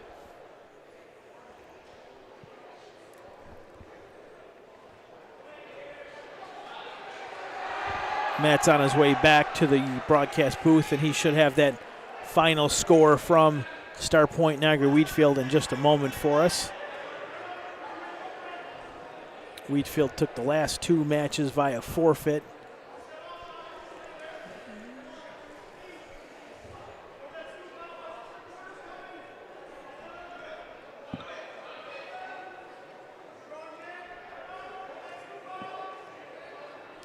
Okay, looks like we are going to have to stop the stream in between, folks, so I apologize. We will stop the stream.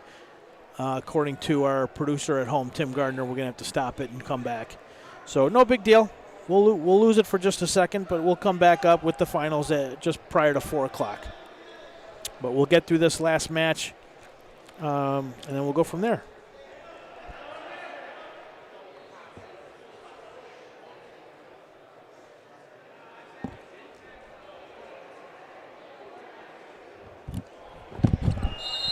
That was a 30-26 final victory for StarPoint.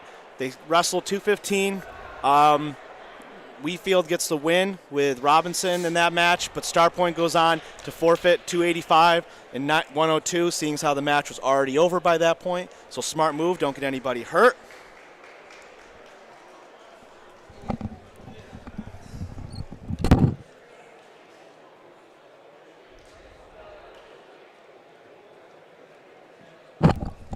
Meanwhile, Lancaster hangs on to win. It's 30-25 in favor of the Legends. Be Lancaster versus StarPoint for first place in the Section 6 Division I Dual Meet Championships at 4 o'clock. Please come. Well, probably later than that now. It's 3:30. These guys got to have a little bit of a mandatory NFHS rest.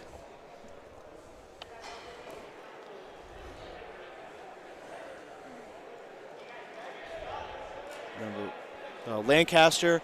Falls just cannot get over the hump of Lancaster. They've fallen to them twice in the last 2 tournaments here. Lancaster, Frank, it just takes control of the moment when they're in their own. I mean, obviously it's their own gym, but this team has been coached for years and designed and emphasized to win dual meets. To win. Obviously, there's different perspectives in the sport. There's teams and programs. We put an emphasis on individual success, on a core group of individuals. There's other teams who put more emphasis on a dual meet championship, on league championships and duels. Lancaster has obviously a couple of guys with great individual talent, but this is definitely a team, top to bottom, that is designed and prepared for dual meet success.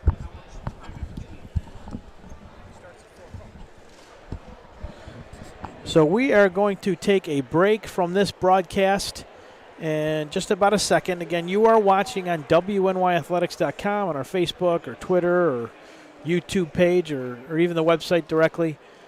Thank you very much for tuning in. It will be StarPoint and Lancaster. The host team is going to host the finals. And they are in the finals. And I'm going to be quiet. And I am going to... We're going to go to a commercial break. We'll be back in just a little bit, about maybe an hour or so. Yeah, so... No, we can't. It's 3:39. But there has to be a mandatory break, I think, with the guys, a 45-minute NFHS rule. However, the wrestlers who did start this match will already be on a 45-minute break by now. So I'm interested to see.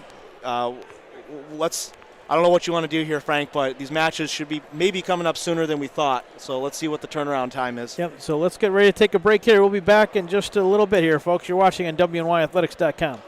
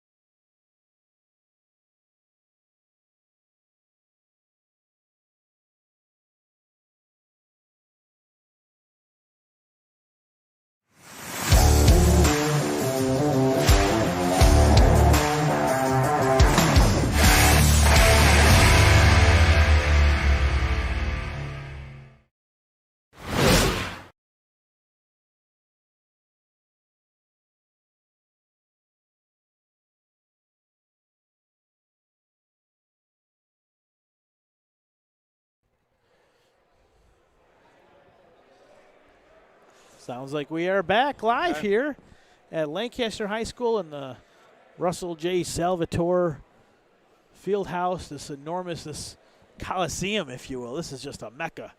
Great place for a high school sporting event. And we are ready for the Division I finals here between the host, Lancaster, and STARPOINT. They are going to kick off at 1:18, I believe. And STARPOINT is going to have the red flag, or the red, what do they call that? The red tag, man, red flag. What is that? What? I don't know. You said they're red. Oh, yeah. STARPOINT's going to be red. Their anklets are going to be red. Anklets are red. So when the referee raises his hand for a win or points, the red will be STARPOINT, green will be Lancaster, which is weird because red is literally in Lancaster's colors. But whatever, who cares? Not a big deal. Steve Hart has not stopped pacing since he got here. He has not stopped pacing in probably 2 months. I would imagine. Every time I see him, he's pacing. He's wearing out those fresh new shoes, those fire new shoes. He rocks a fresh pair of J's or whatever, or Nikes every time he steps on the mat. So, Matt, why don't we preview this a little bit? What got us here? How are these two teams here?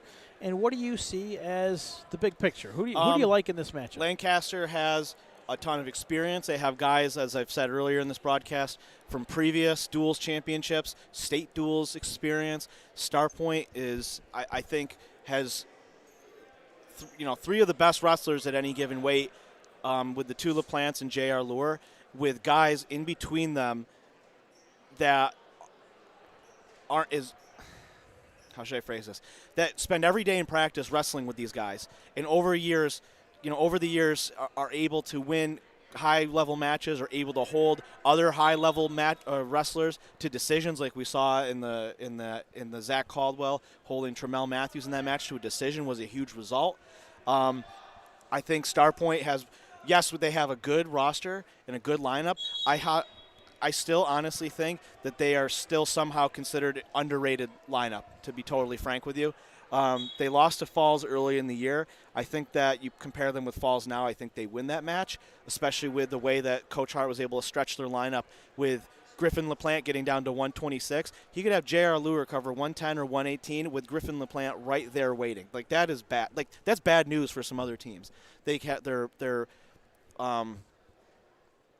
some versatility with Peyton Linus and C.J. Updegrove kind of orbiting around wherever Griffin and Gage are. So, I think that somehow STARPOINT has an underrated lineup still.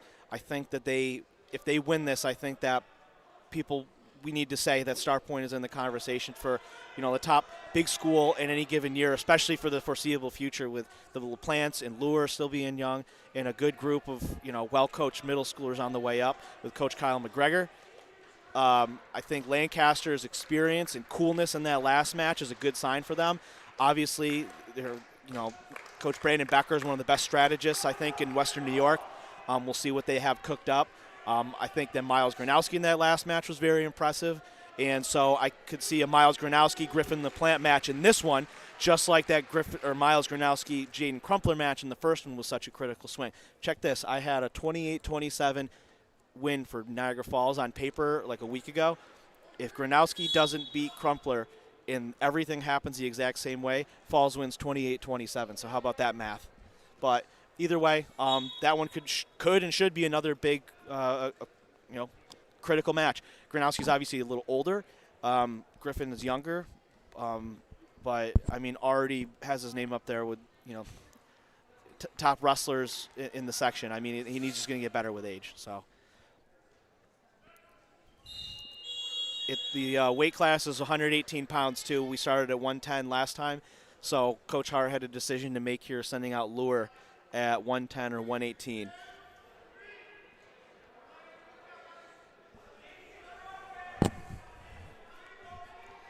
So, no, it's like a...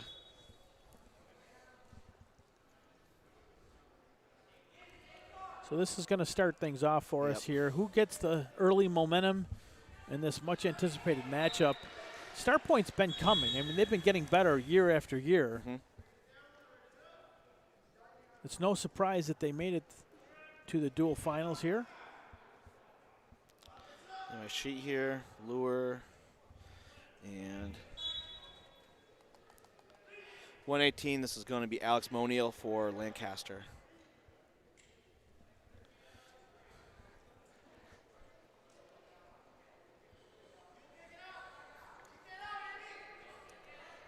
Good amount of fans in attendance. Wheatfield and Falls will wrestle for third place. I'll try to update that score as we go along here. But they'll see each other again on January 19th in Niagara Falls. So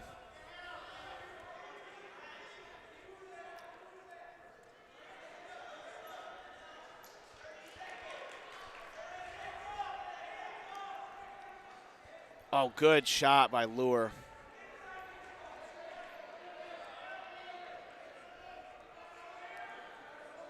Russ Battaglia with the mat side camera.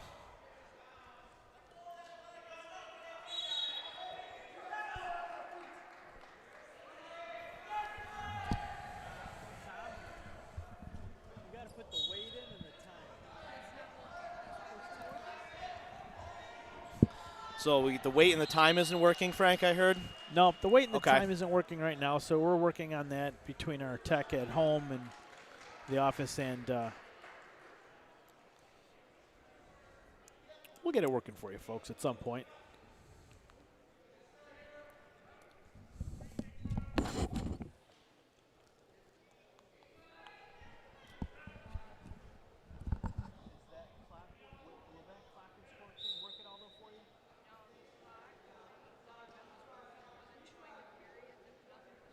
Okay, so you can't even run it? Can you run it? Because we can see it on that screen. Yeah. It's the match score is 4-2. The match score is 4-2. Who's winning? Match score is 4-2 in favor of JR Lure. Start point is red. Niagara Falls with the green anklets. So second period, 4-2 Lure lead. We'll get that match score updated.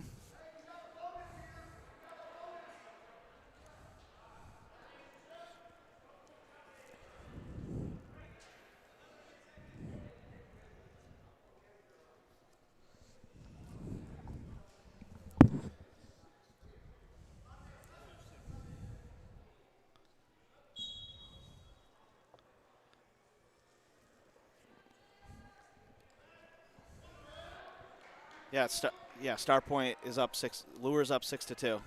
It's on Lancaster though. We'll get those updated. Working out the early match kinks here. First match, first weight.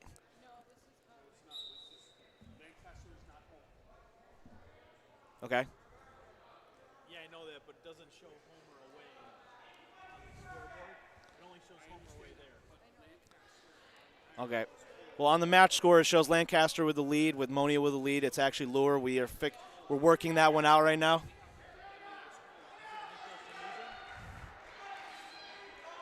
Lure will add to the lead, 9-2.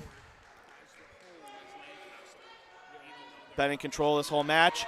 First weight of the duel at 118 pounds. It'll end with 110.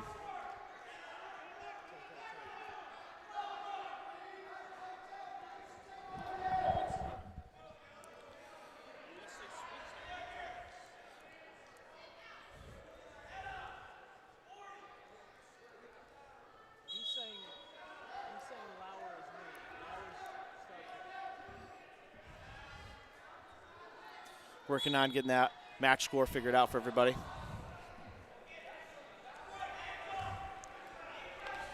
What would it? It's a little confusion. Yep. It's all good. We'll get it worked out. Either way, JR Lure in command of this one. With another takedown right on the boundary.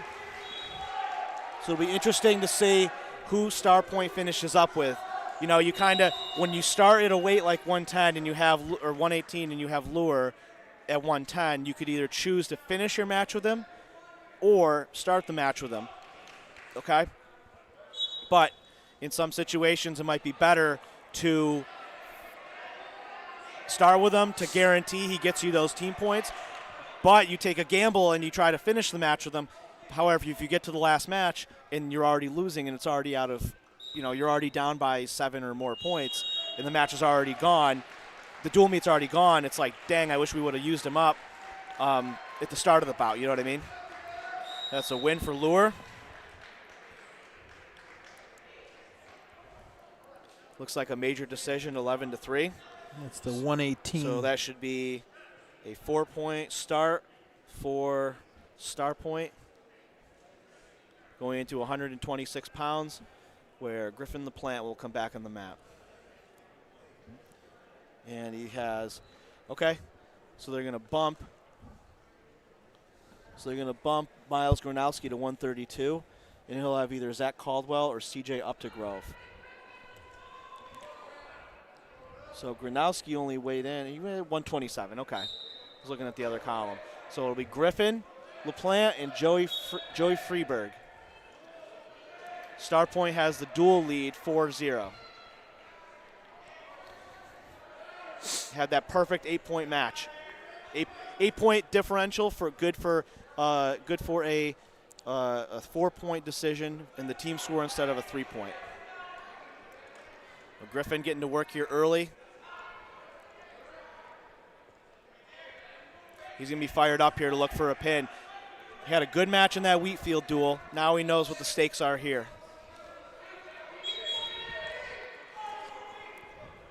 We're in the 126. Yep. I know the weight's not showing up on your scoreboard in case you're just tuning in. Yep. Thank you for tuning in to the Division I dual finals.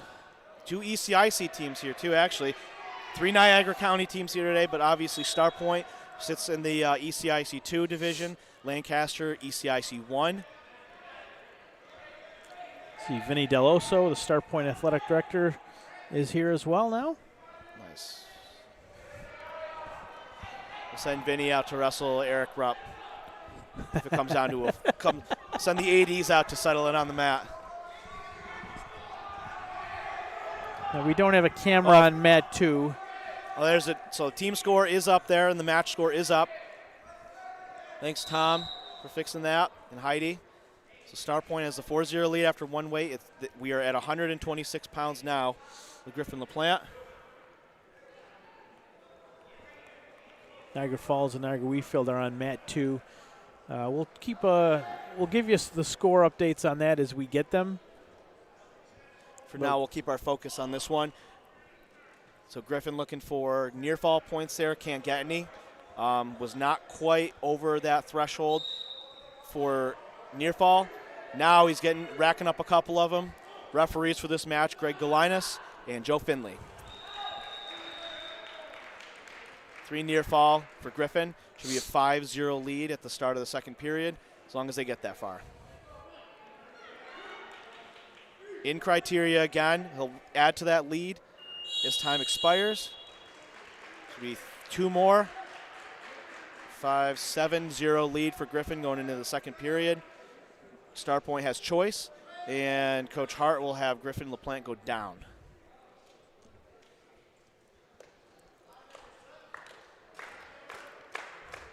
Just started not too long ago. I expect a lot of these matches to go full 6 minutes, just like in the first round.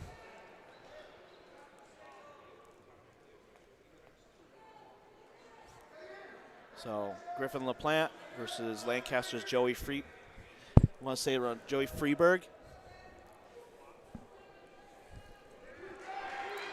Griffin with the reversal right to the back points. There's be another 4 for him. 2 reversal, 2 near fall. 9, 11-point lead. So Coach Hart's going to get a little nervous here. He's going to say, let's finish a pin if we can. Obviously, attack or the next best thing would be preferred here for STARPOINT, but every single point dual point is going to matter in this match. So you know that he's going to say, look, stack that up, keep it nice and tight. He's going to get near fall points here, and he pins him. Wow. Huge pin for STARPOINT. Griffin LaPlante at 126 pounds. STARPOINT up 10-0 after 2 weights.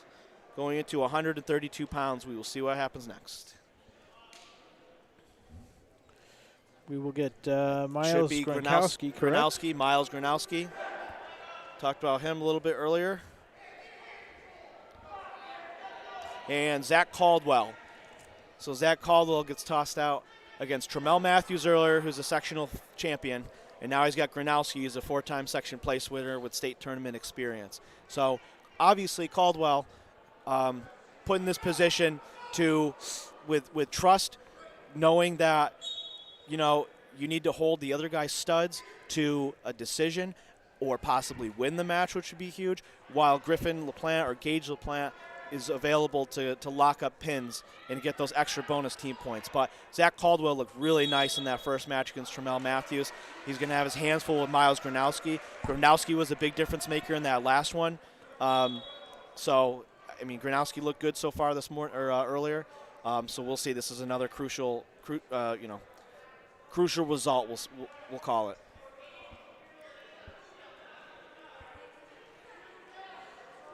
Slowly but surely, our scoreboard is coming back to life for everybody. Looks like we've got the periods showing again, and we'll get the time and the weight class and the score correct for you at home. Gronowski gets the first takedown, though. He's going to be up 2-0. And this is at 132 pounds, the third weight class of the match.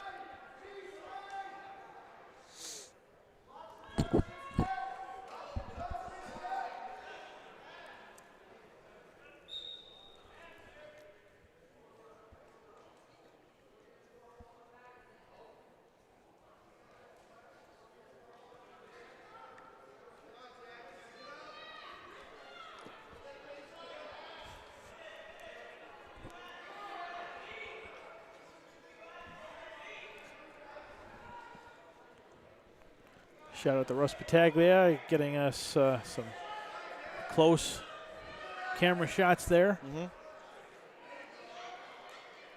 It's a great shot right there. Definitely. You guys have this when you were wrestling? Nope. 132. It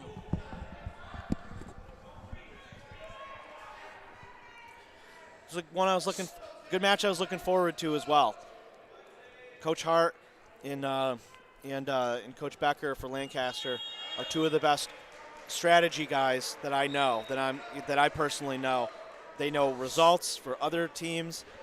You know, guys are you think I'm an encyclopedia. I'm not an encyclopedia compared to those two guys. They keep the results in mind. They always know who's at what weight.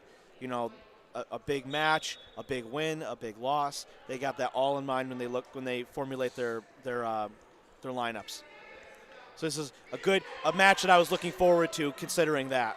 You know, two good strategy guys going head to head.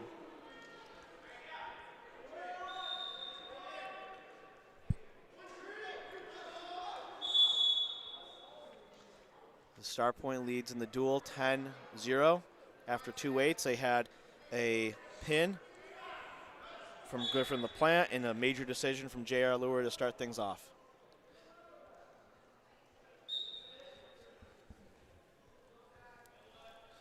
So we'll see, looking ahead, we'll see Carter Tatis next up at 138 and CJ Updegrove from STARPOINT in the next bout. Focusing on this one, Gronowski's got a good lead.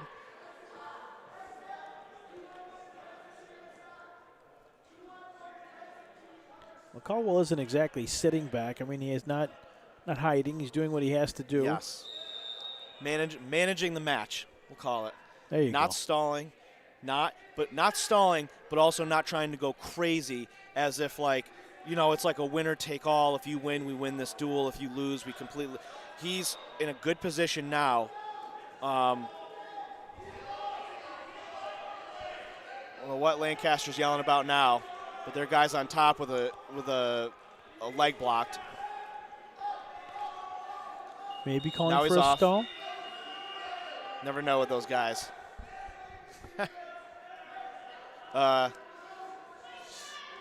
25 seconds left. Gronowski still in control. Believe this is the second period. Yeah, it's the second period. Caldwell doing another good job trying to neutralize team points from an opposing team's star wrestler. I mean, Caldwell's no slouch in his own right. Let's get it straight right now. Yeah. He's a returning sectional place winner. He's no slouch. He's in a really tough, for any way you look at it, that 118 to 138 stretch on any team is going to be where some of the best wrestlers are, in anywhere you look. I mean, there's a sport designed, for little guys to succeed, for light guys that, lighter weight individuals to succeed and thrive. I mean, that's just any time you look at the state. I love hearing people say, oh, the state tournament should be really good from whatever 118 to 138. It's like, yeah, no duh. That's where all the good wrestlers are. So Caldwell takes down third period. Probably a good position. He did a good job fighting off Gronowski's attacks in the second period.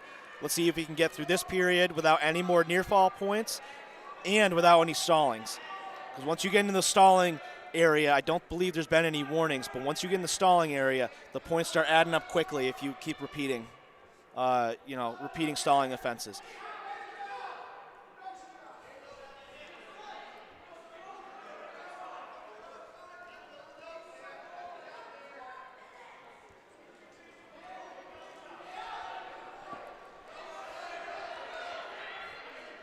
Approaching halfway through the third period. Gronowski still looking for something. Caldwell fighting it off. Gronowski looking he's got that far trying to get elbow. Him into a cradle, maybe. He's looking for a cradle. He's looking for a corkscrew. He's going to scoop an ankle here. Caldwell doing a good job to fight him off. 49 seconds remaining in the bout.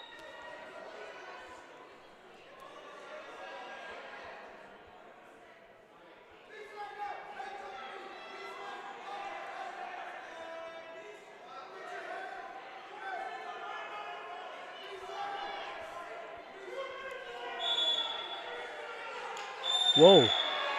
Oh, boy. Matt, that's... Uh-oh. Chop on the back of the head like that.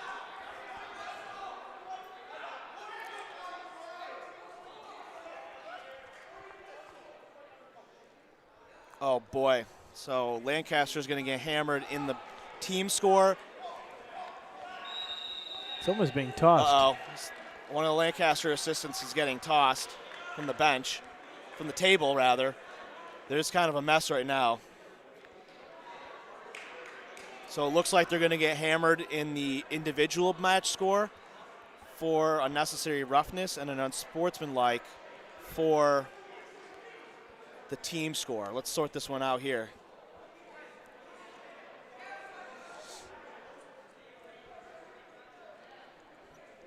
Uh-oh. So 1 point for Caldwell. They're going to give him a point.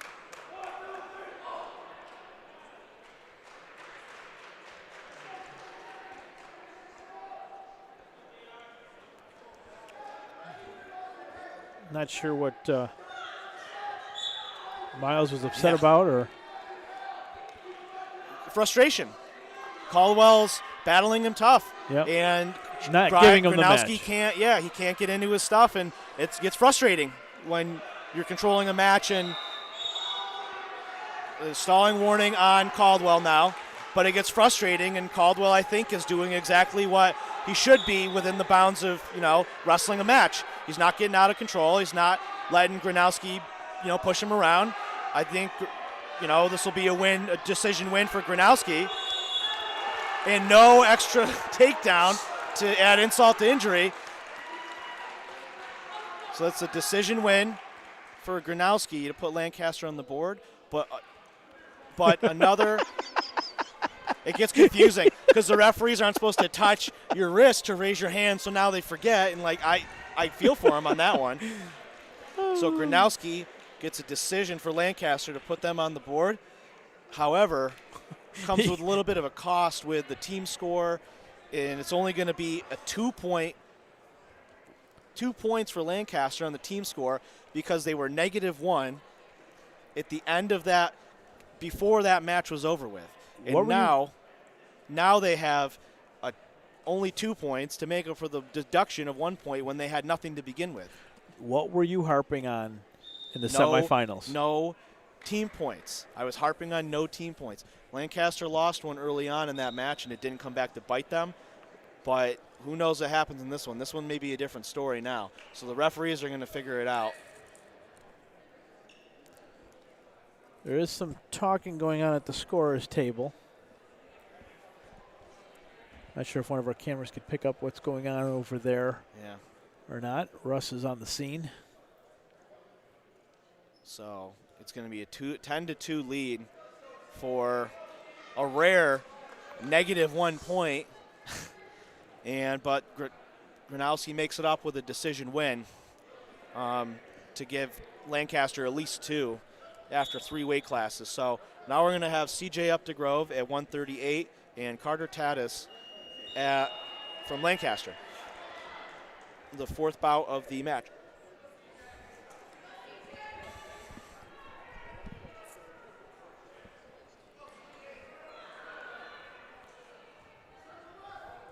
Section 6 wrestling finals, not for the faint of heart. Oh, always drama, always ends in dramatic fashion, never fails. I hope we see some more of it because we didn't just come out here for, Early watch stall the paint warning. dry. Early stall warning on Updegrove. 30 seconds into the first period. Who are the officials on this match? Greg Galinas is the head referee again. He was the head referee over there for the Wheatfield STARPOINT match. And Joe Finley is the assistant referee. Joe Finley was on the last match with Lancaster, was he not? Yes, correct.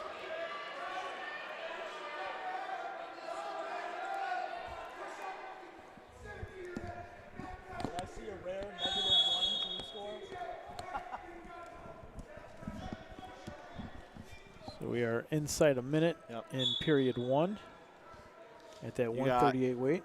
Right behind us, you got active Section 6 wrestling co-chairman Mike DeBarbary. Next to him, Mr. Mark DeFilippo, Section 6 executive director. And next to him, former Section 6 executive director and Upstate New York Chapter National Wrestling Hall of Fame, Outstanding American Award winner, Mr. Tim Slade. Got some stars and, some celebrities in the house over here.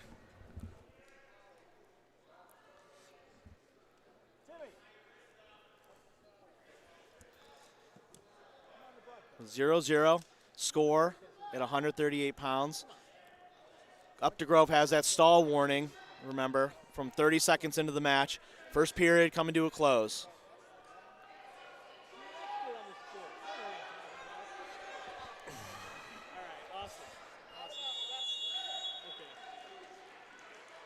And 0-0 score at the end of the first period between Tatis and Updegrove. So Updegrove had that loss in the Wheatfield match to Joey Chico. I would say STARPOINT probably was hoping for a win in that match. It didn't end up affecting the outcome of the duel. I would say that Updegrove is eager to try to squeak out a win in this match now and kind of regain some of that confidence from that previous match. We'll see, though. He does have the stalling warning against him. It's 0-0. Tatis has been around for a while as well. Recognize that name from many past dual meet tournaments. We'll have a special treat for you after this match. Former executive director and Hall of Fame wrestler Tim Slade will join Matt O'Rourke. Exclusive interview. Yeah. Exclusive. Catch up with the former executive. Lon Dilly. See how great stuff, O'Rourke. Lon Dilly. There he is. Coach Lon Dilly. Sweet Home Panthers head coach. Weighing in. Oh, Tatis gets Updegrove in criteria. No points. Not enough, though. Not enough. Actually, he does. He gets 2 near fall. It's going to be 2 near fall for Tatis and 2 reversal for Updegrove. 2 reversal. I guess I got it mixed up. Team scores right.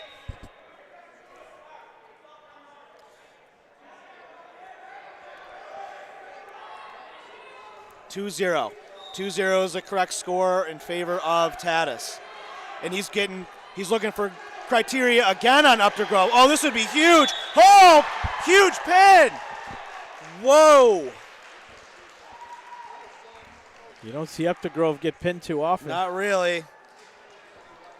That is a huge result in favor of Lancaster. Man, that's going to be a tough one.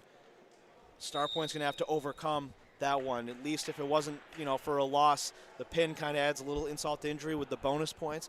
However, StarPoint will have Gage LaPlante coming up. They'll have Peyton Linus coming up. So we'll see what they can do to overcome that. But great pin and great win for Carter Tatis. Definitely a big result. I'm not sure I was expecting a pin in that one right there. Either way, well earned by Carter Tatis. Definitely looked good in that match.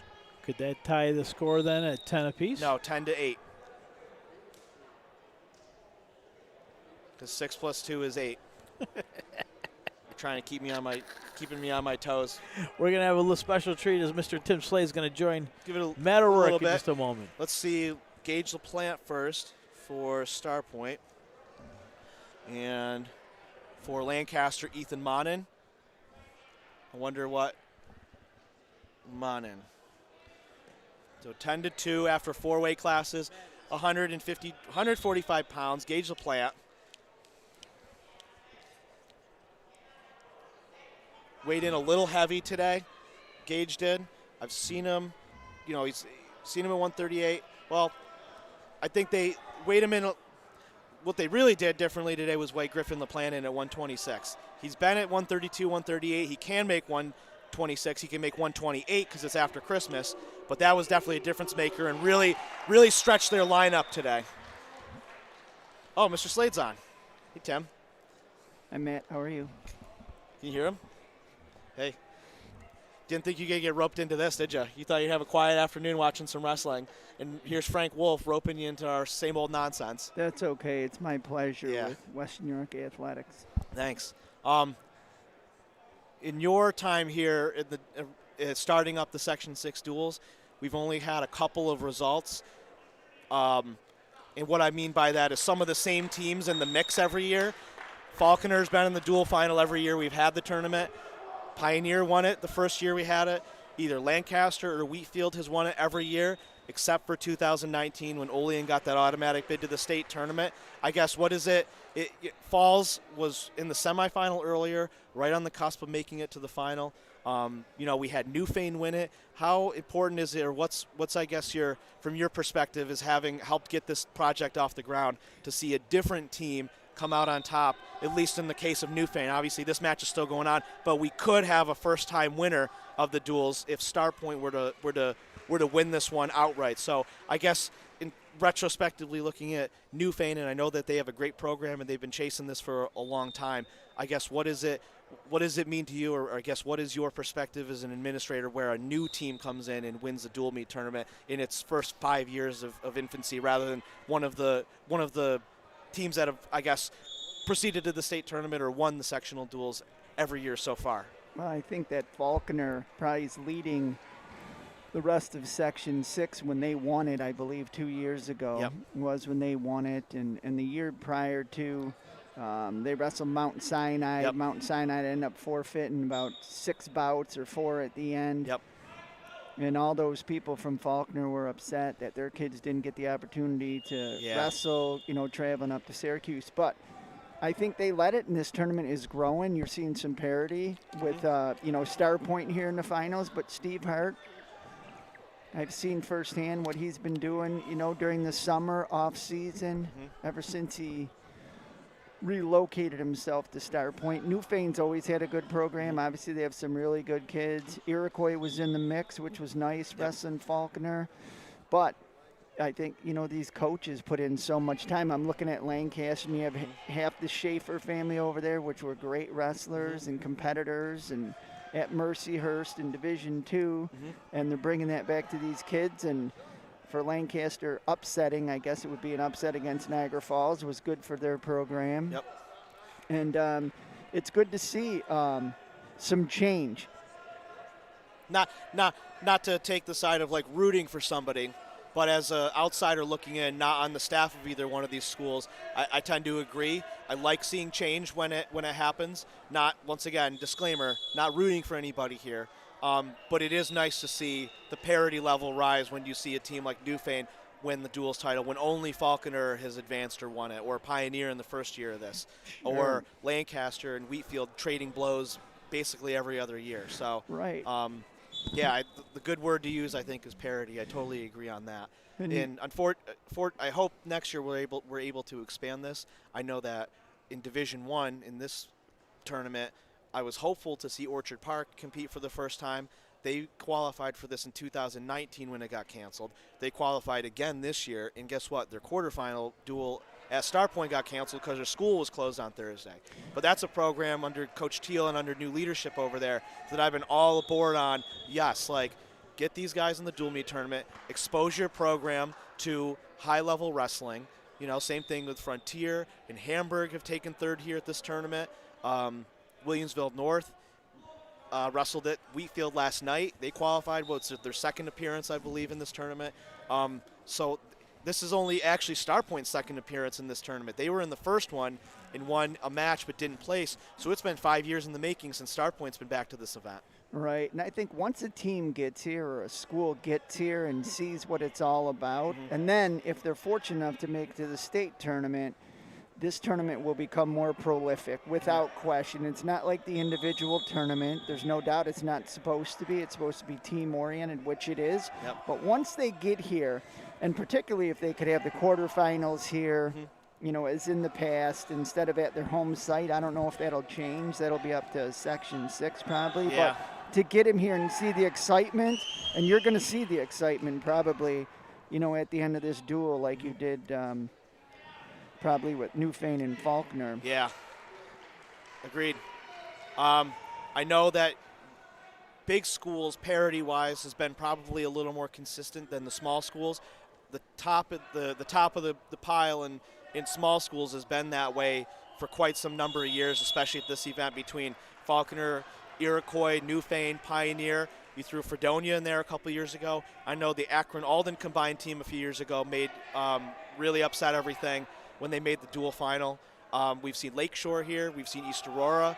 Gowanda was a participant in this tournament in the first iteration of it. Chautauqua Lake, we talked about them a little earlier, has a great team this year.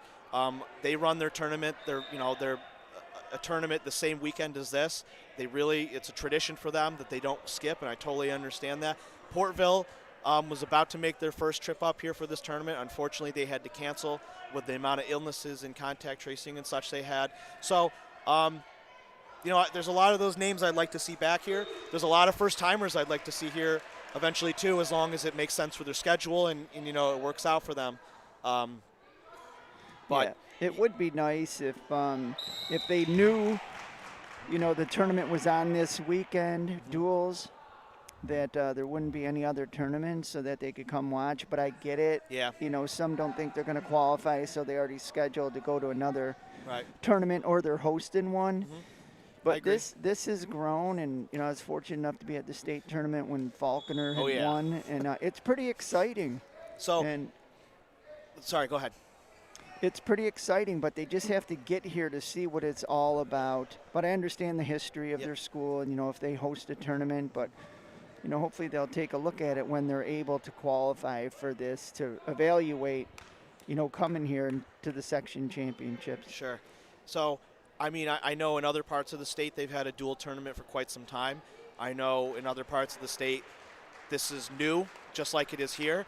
I would say from my perspective, looking at comparing the youthfulness of this tournament compared to other sections that started at the same time, I would say that this is one of the better, newer dual meet championships across at least upstate New York, in my opinion.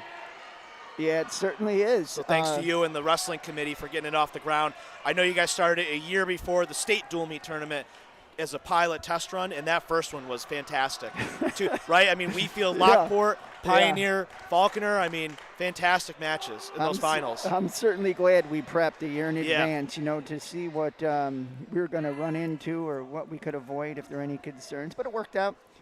And this is great, and you'll see, you already did, but you're going to see some excitement. Probably with whoever wins this division. So who, at the state, everyone knows what I think about it. I want to know what your experience was at the state duels when we did have a state dual meet champion with the Golden Cougars, I guess, especially given the fact that it was a last bout, come from behind, walk-off pin situation. As a sectional executive director, especially one with wrestling history, how cool is that to see? Or I guess, what was your experience like in the stands watching that happen right before your eyes? Well, yeah, it was pretty emotional, believe it or not. I don't have anyone on the team at Faulkner or Cassadaga Valley, but I know how hard those individuals work. I felt bad for Mount Sinai, not too much. Yeah. But, I think it was the coach's kid that was the last bout. Yeah. That got pinned by the Newman. Yeah, by Newman. Yep. From Faulkner, Cassadaga Valley, but it was outstanding, and it's always good to beat a team from Long Island, no matter what. Sure.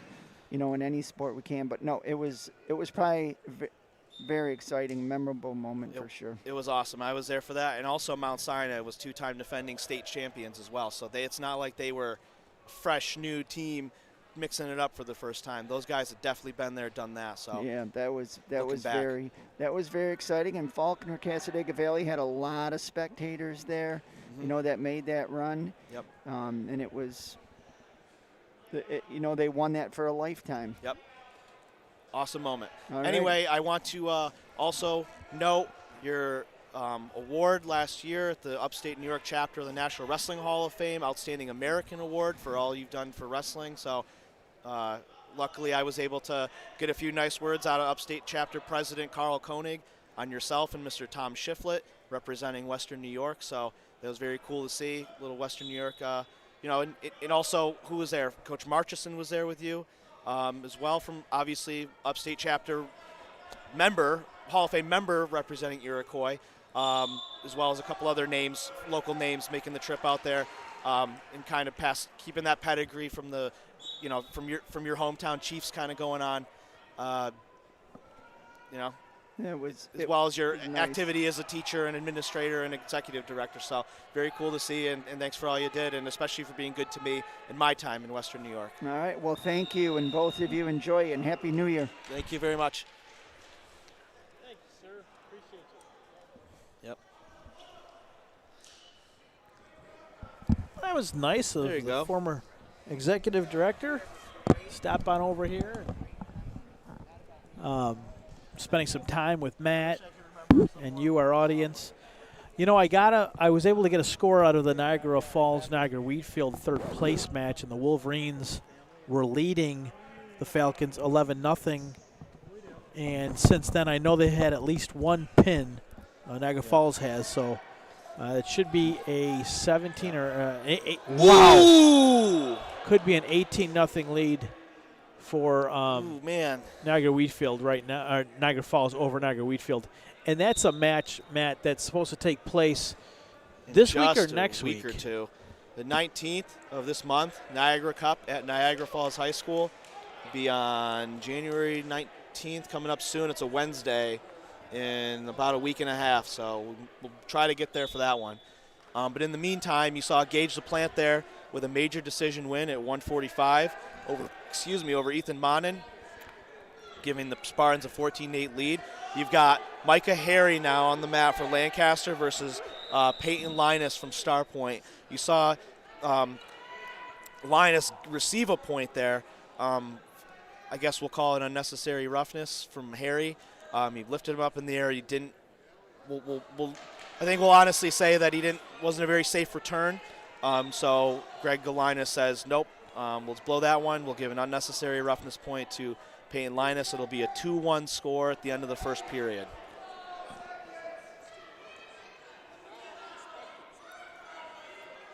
Frank, I'll send you out to the crowd to body snatch some more guests.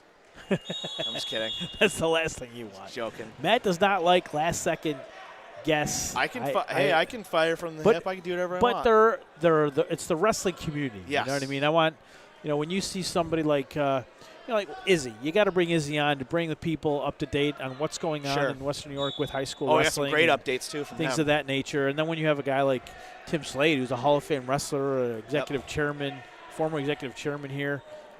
We don't get to see Mr. Slade often anymore since he's retired. So Thought it'd be a good idea to bring him And along. he was one of the architects of this event. Yes. It started in 2017 under his leadership as executive director. Also, I'll say one of the more active executive directors in his time for the formation and the I guess, I don't know what the correct word is, but for the rise of girls and female wrestling in Western New York too. A big proponent of that as well. So Harry with the 5-1 lead now. Maybe 5-2 after the escape. Either way, it's a decision win, or a decision right now. Sorry, not decision win. Match isn't over. Falls, Wheatfield duking it out over there. This is another critical match that might go either way. Although Harry does look to be in command of this one. Lancaster's looking for 2. Now they get 2 for the takedown. I'll check that team score or individual score, but it should be 7-3. I'll go take a peek at that after this period. I'll make sure of that for our crew, keeping track of the scores. Stalling, warning, stalling. No, not a warning. That's a point on Linus. So that's going to be 1 point for Harry in the second period. Linus had a win. He's got to be safe here with his return. He can't afford another unnecessary roughness or something. Good return.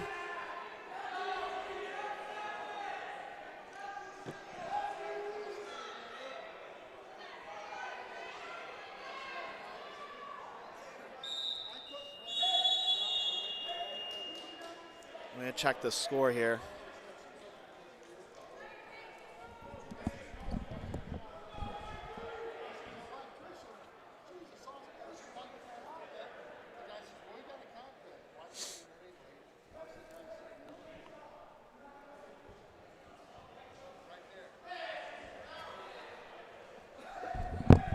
So match score 8-2 is the match score at the beginning of the third period. Now it's 8-3. Be 8-3 at the beginning of the third period. Harry holding on to a 5-point margin right now. This is only the 6th match. We're just about at the halfway point.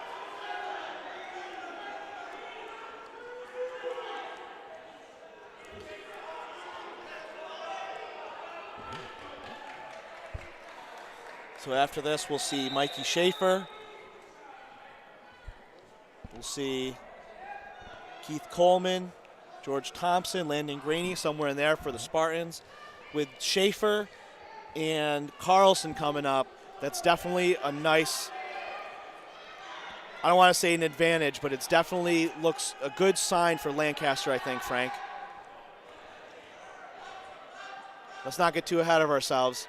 But those are 2 matches that I think the Legends are going to be banking on those guys for pins and extra bonus points in those matches. So it'll be up to some Spartans to gut out either some wins or some, or some close decision losses and try to mitigate some team points in those, especially when they run into Stencil or Schaefer and Carlson. So we'll see what they can do. But in this match, Harry holding on to the 8-3 win, or sorry, the 8-3 margin of score right now, rather.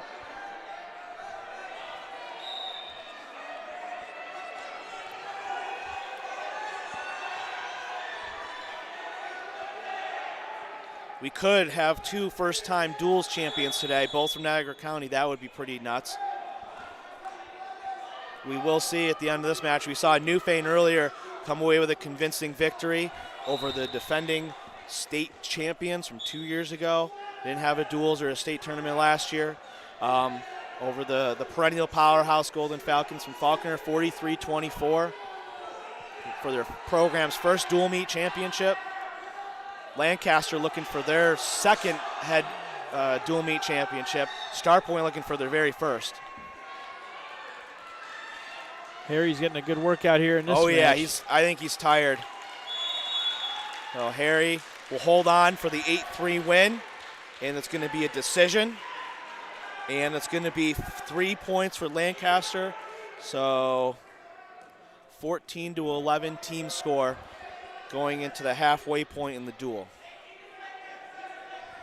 Peyton Linus with a good hard-fought match there. Micah Harry with a gutting out a nice win.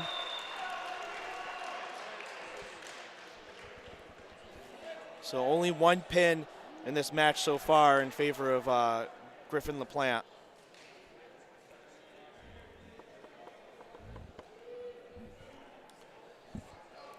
Mikey Schaefer, Keith Coleman.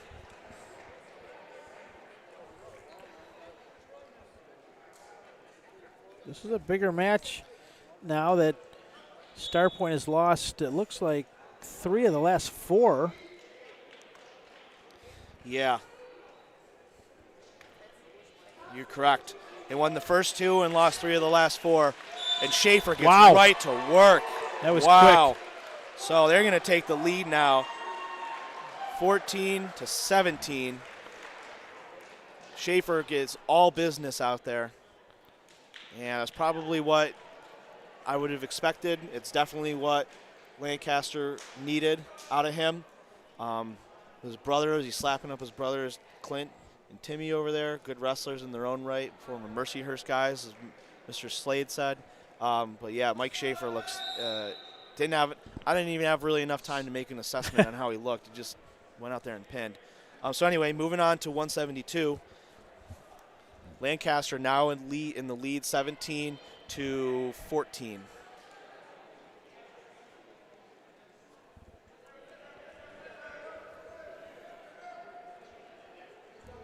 I got a correction. Up to Grove, or 1 pin in favor of STARPOINT. I forgot. Taddis had a pin over Up to Grove at 138. Thank you, Coach Chase, for weighing in on that one.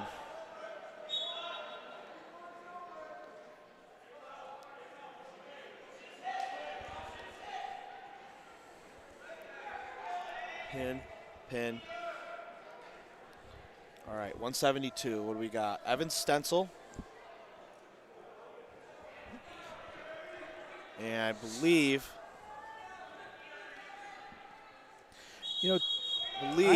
that's a poke in the eye. Poked in the eye. Man, I'm Usually going to incidental. It appeared to be. Yeah. I'm going to tell you, though, Matt, this match, probably going back to the Tadu's match. Or Taddis, the Gronkowski match. Gronowski.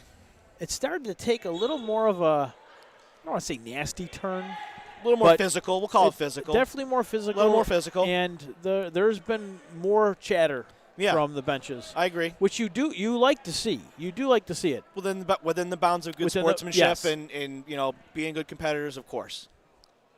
That's what sports are all about. That's what you have here. Yeah, I would agree. So stalling warning. And the officials are keeping it. They're doing a good job of containing it, I would say. Mr. Greg Galinas is one of our better up-and-coming officials. Joe Finley's been around a while. Both of these guys, especially Joe, has always had good mat presence and in charge of the mat when he's a referee. So a shout-out to Joe Finley and Niagara Frontier Wrestling Officials Association. For these semifinals, in the earlier match, Southern Tier Wrestling Officials Association provided Mr. Reynolds and Mr. Beers in 2 really good Division II matches.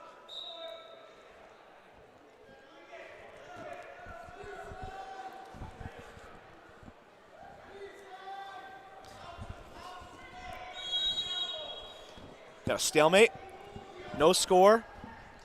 Evan Stencil's brother, Ryan Stencil, we were talking to the coaches earlier, was an all-time great here at Lancaster, all-time winningest wrestler in program history with over 200 wins.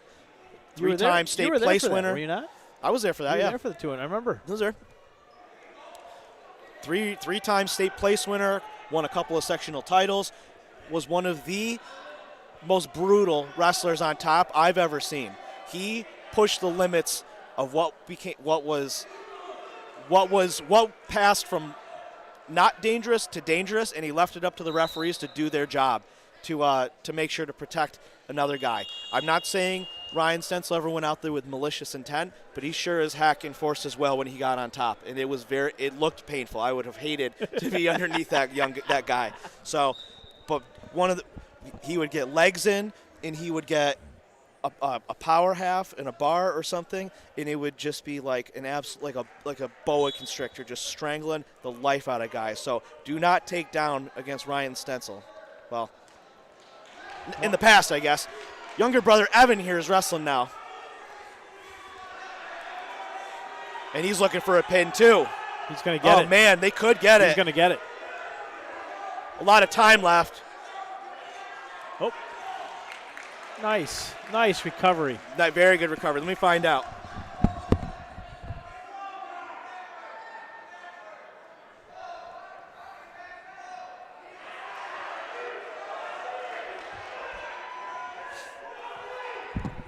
So it's George Thompson from STARPOINT, but Evan Stencil's looking for the fall now. A minute to go in the second period almost. He's got that cradle. Lancaster guys have been known to cradle over the years. And he gets it. Huge pin. Back-to-back pins for Lancaster. And they are up. It's at 23-14 with two back-to-back pins. There's definitely more. I don't know if you saw that on your monitor, but the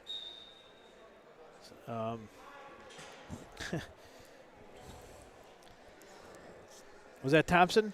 Yeah. Yeah, Thompson was not happy after that match, and he let emotions flare. Hey, emotions flare in big wrestling matches, you know, especially when you got Coach Hart and your coaching staff telling you every day, we can win this thing, we can win this, and a lot of tension builds up in a wrestling room where it's already hot and hard, you know, practicing every day. So I get it, totally understand.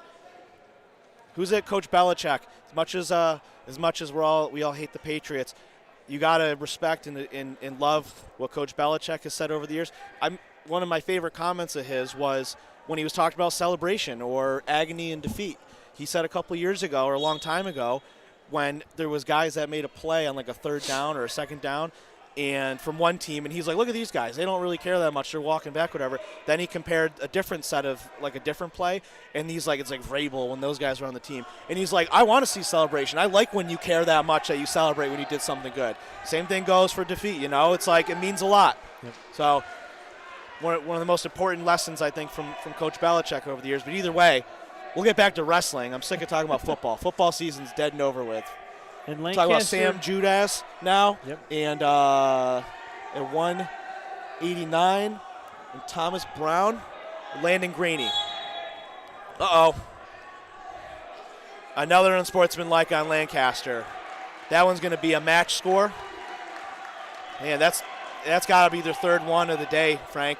You know, they are really riding that boundary between between aggression and kind of crossing over that barrier. So Coach Hart's going to ask for clarification. Is that a match or a team score point? Correctly apply that to the match score. So a 2-1 lead for Judas, but Graney's going to get a point there for the that one as far as unsportsmanlike conduct, not unnecessary roughness, because that wasn't really necessarily, I would say, a wrestling move. As they went on a bounds, he kind of gave him a push there. So probably the correct call by the referees. I think they're going to make sure that they have an understanding of which category that falls into. And at the same time, they're giving these guys a little bit of breathing room. A little bit, but it's important to make that determination of unsportsmanlike or unnecessary or what have you.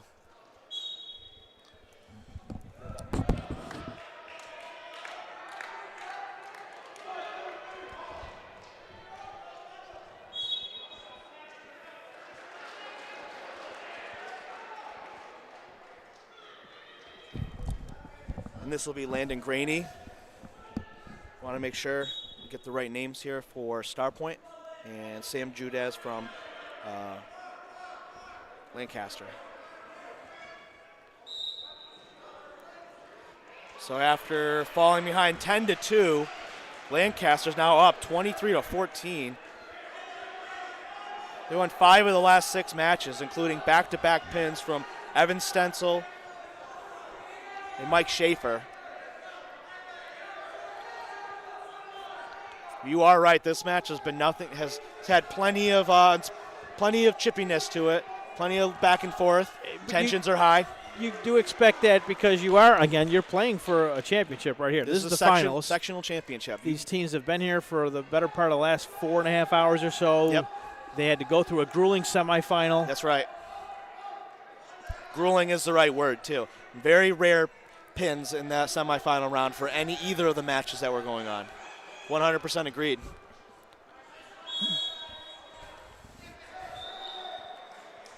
So I don't know Kevin's, look at that. Kevin's Luchinsky's correcting me. Not enough to win a sectional title today, but now he's correcting me. Thanks, Coach. No, I'm just kidding. I need it. Dang. There's something I was going to say, but Luchinsky got me off my game here. It's all right. Shocker.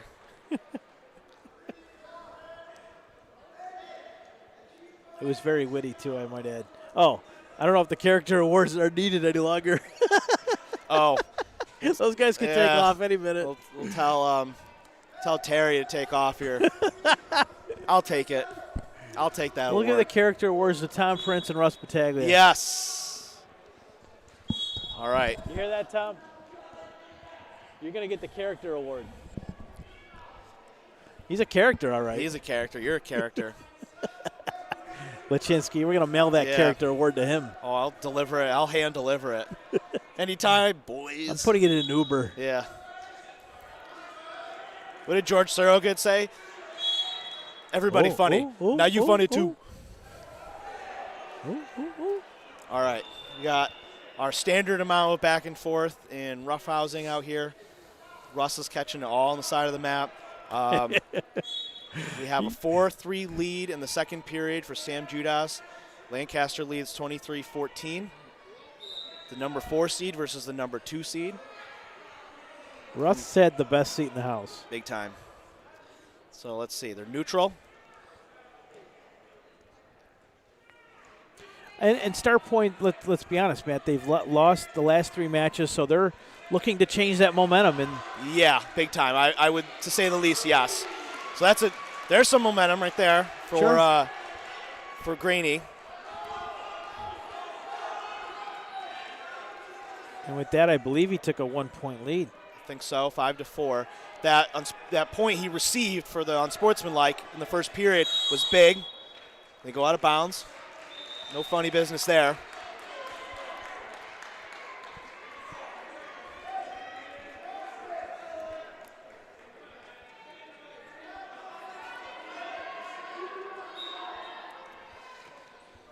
I believe Brown had this is Brown? Graney. No, I'm sorry, Graney. Yep. Graney Brown had a big win in the last match. I believe Graney did too, though. Graney did too. Yeah. Let me look back.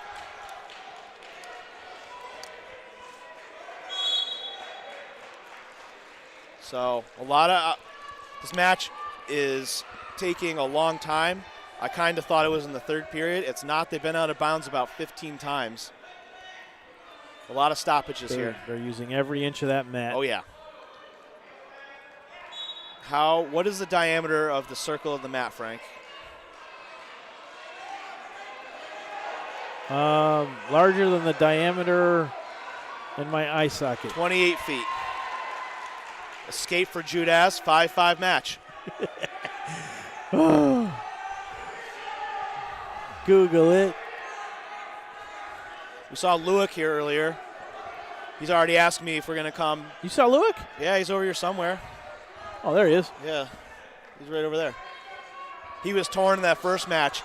Sectional champion in his day from Wheatfield and a state place winner, and they were taking on StarPoint where he coaches, and he's on the coaching staff now.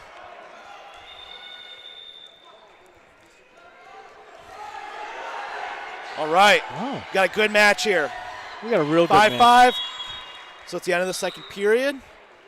And Lancaster has choice. Coach Schaefer sends Sam Judas down. Try to get an escape. Try to get a reversal here. And Coach Hart isn't going to let that reversal happen. So he is going to optional start. Judas took down. Graney doesn't have to get on top of him. He can just give him 1 point and start neutral, which is exactly what he did.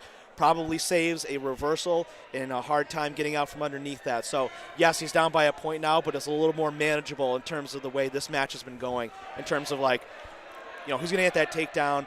who can get out from underneath the other guy. Probably a smart move. Was it his call, though? Or was It's definitely his call. Okay. Coach Hart's call. You gamble, though, not being able to maybe get that takedown.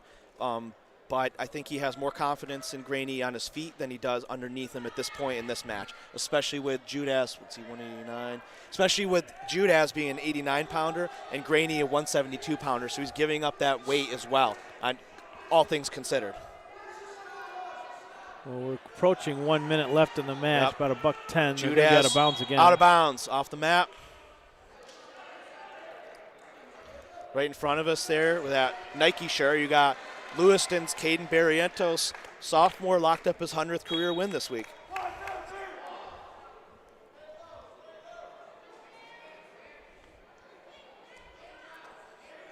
Graney had a decision win over Wheatfield, so he's been, he got a good 6-minute match there. And he's in for another one here. Warning, stalling on Graney in that case. Less than a minute to go here in the match. Judas with the 6-5 lead. Something big's going to happen. I think so. We'll see.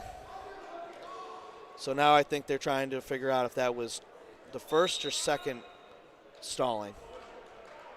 That was the first warning.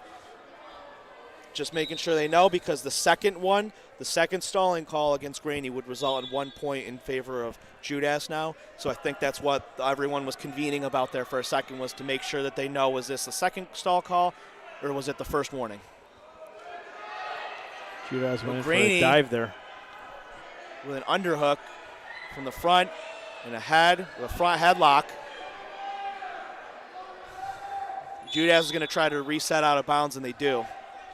So they'll go back to the middle from neutral position. Graney's got 30 seconds to work with here. He's got to get that takedown. But you're good.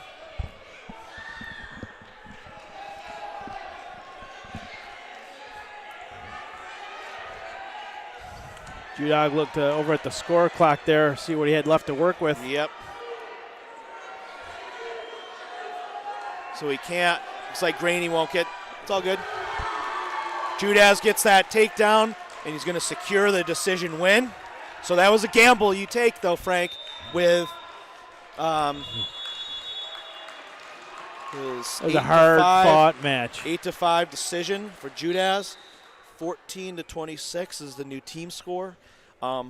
But you take that gamble when you say, okay, it's third period, it's a tie match, the other guy took down, I'm going to let him optional start. You take that gamble of he might not be able to get a takedown, he might not be able to tie that matchup or take the lead, but that's a coaching move that Coach Hart obviously knows his guy, and he knows his strengths and weaknesses, and took a gamble on it. Unfortunately for StarPoint, that one didn't pay off, but Judas gets the late takedown to secure the win and add 3 more points to the Lancaster board. Now up, 26-14, 12 points. I believe.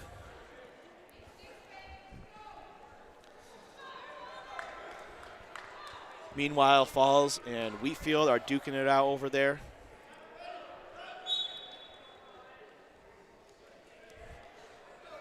You got any comments?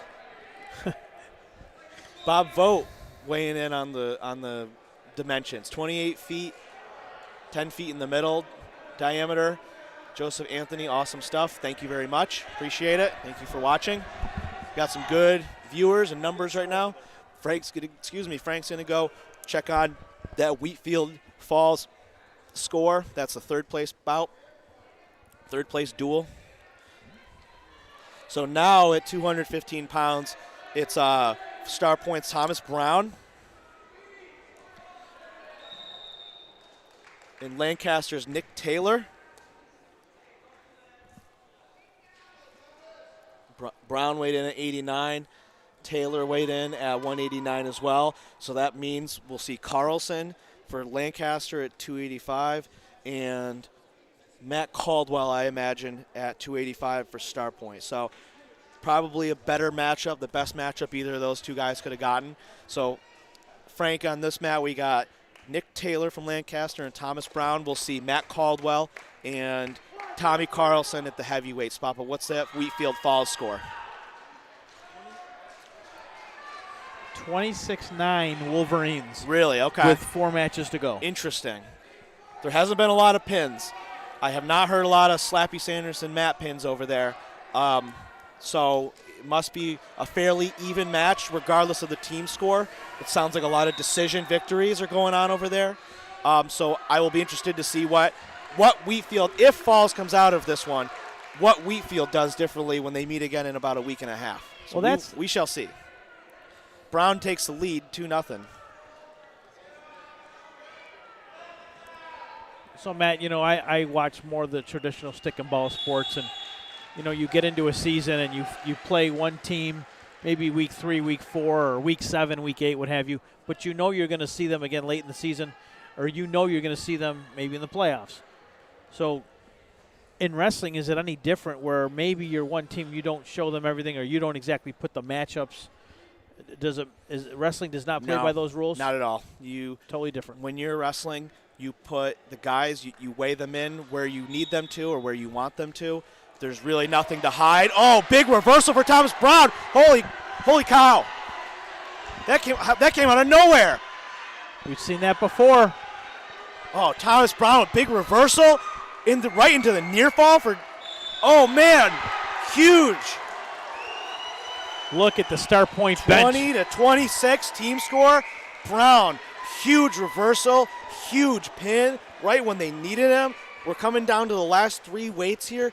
STARPOINT cuts in to the Lancaster lead, 26-20, gets a pin, tries to get a little momentum back. With 3 weights to go, we'll have a showdown here at 285 and then 2 good ones in the lightweights. So we shall see what happens. But that breathes some life into the Spartans as they come down the home stretch here. Big, bad Tommy Carlson. Woo! Matt Caldwell will come out. Caldwell, a returning sectional place winner himself.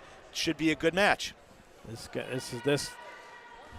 is definitely shaping up to be an exciting conclusion. We've got 3 more bouts left on this card, this Division I Finals. The winner goes to Syracuse.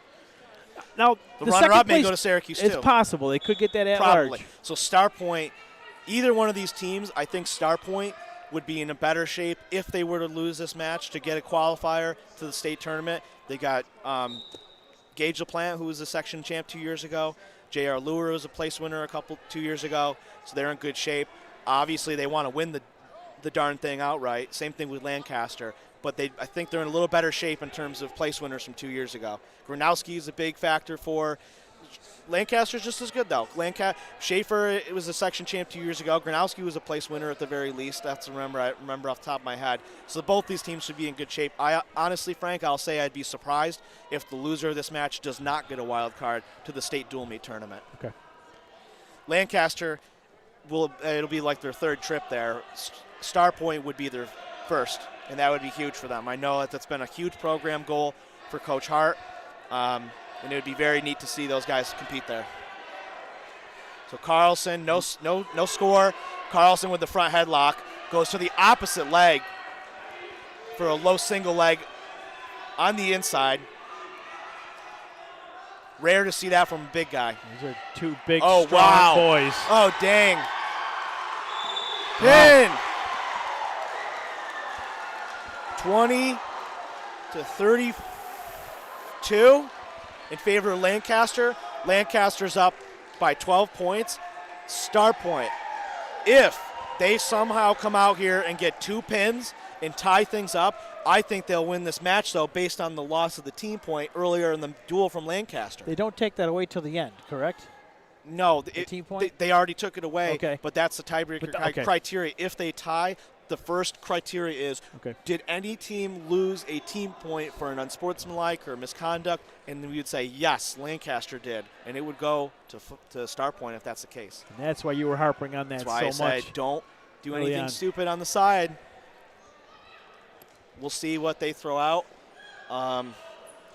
Looks like Cole Hasley from STARPOINT. And I think Carter Hunter for Lancaster. And we'll see who finishes this thing up. I wonder if they will throw out Trista Blas at 118. It looks like they will.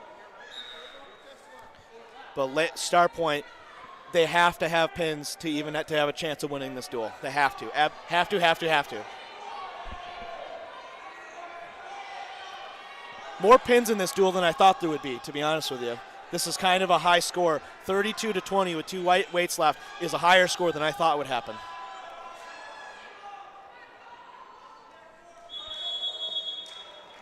Stalemate. No change from neutral.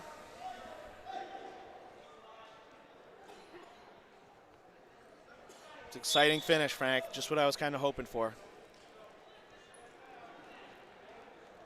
That's all you can ask for when you get to this stage. Yep.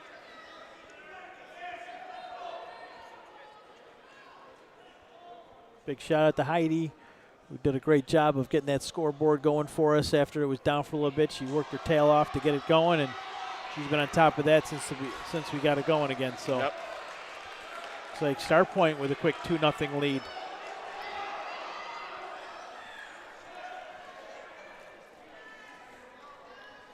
So I think Cole Hasley's wrestling now. Cole. 8th grader versus 7th grader? Yeah. Hunter is a young guy, both young guys. But Hasley's got to have a pin here if they have any chance to win this duel. And Friedenush.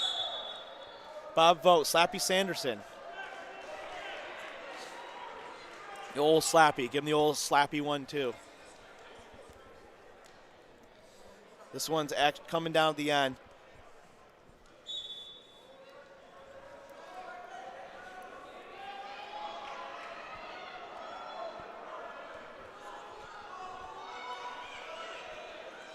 Two nothing lead for Hasley.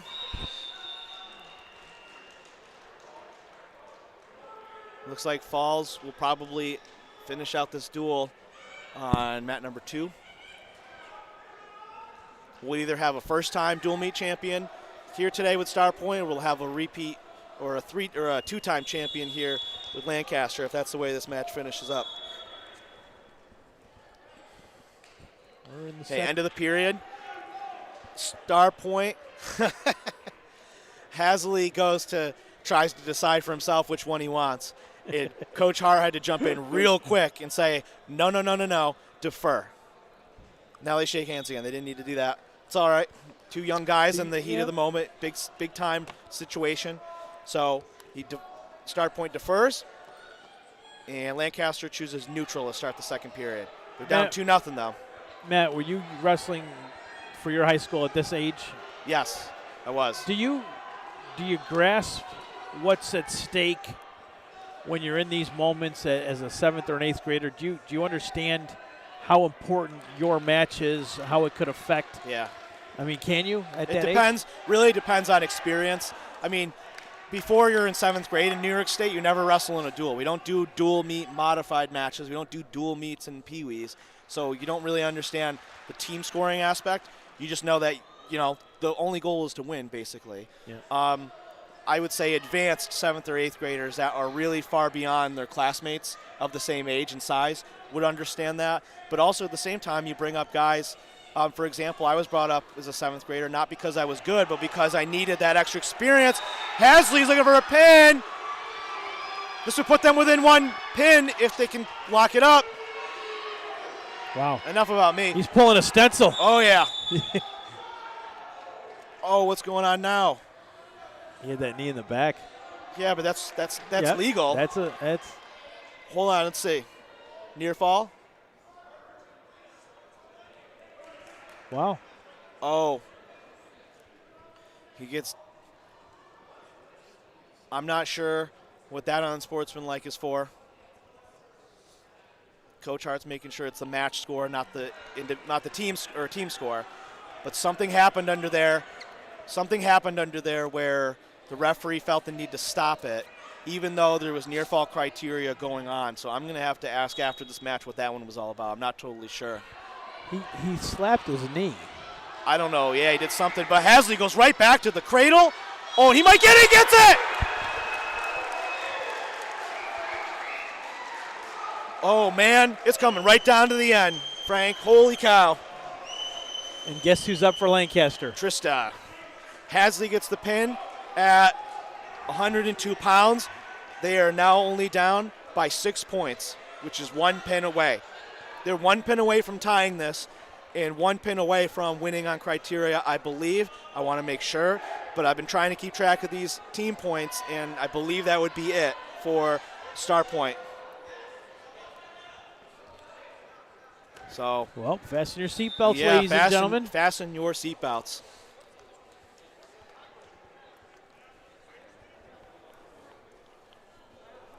Because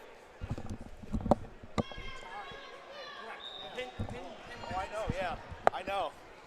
Yeah, Coach Scapoletti comes over and confirms that if this match ends in a tie, that STARPOINT's going to win because of that criteria, that unsportsmanlike that Lancaster incurred earlier on in this match, 3 or 4 matches in. So Trista's going to get right after it, though.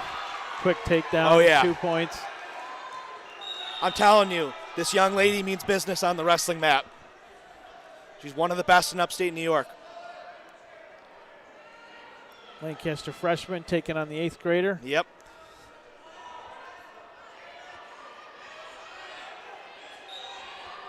Very strong. And she's in trouble, though. Oh, she is in trouble. Is that Gets going to be out a of bounds. reversal? I think they're going to give it to him. Hart's asking for it. I think he's going to but give it to him. He does. 2 points reversal. STARPOINT isn't done yet.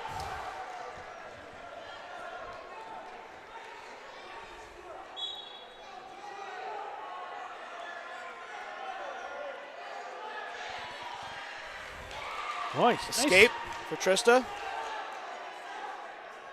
3-2 lead.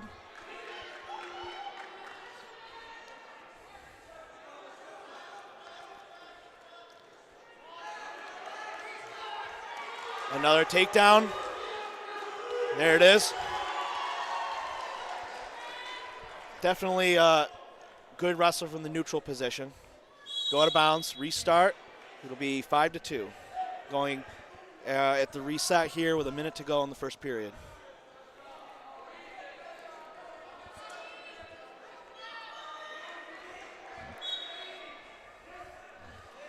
I think if she can get a big win here, the crowd will go crazy. Oh, yeah.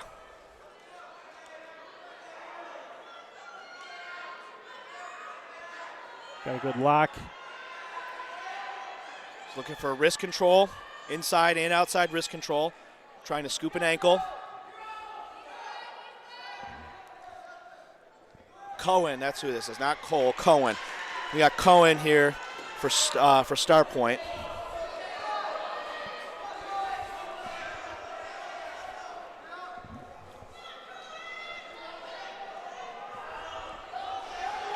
Trista looking for a near fall to add to the lead. 5-2 still, nothing there.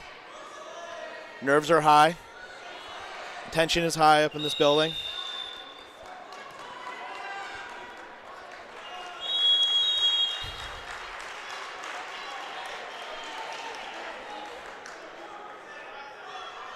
Going to be Lancaster choice.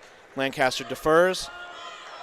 Coach Hart sends Cohen down to start the second period behind 5-2. Lancaster coach is yelling out no rolls. You know, don't get out of position. Stay on the hip. Have good wrist control type of situation. But no rolls, no funny business, no Petersons or Granbys or anything like that. That could really swing this match quick, fast, and in a hurry.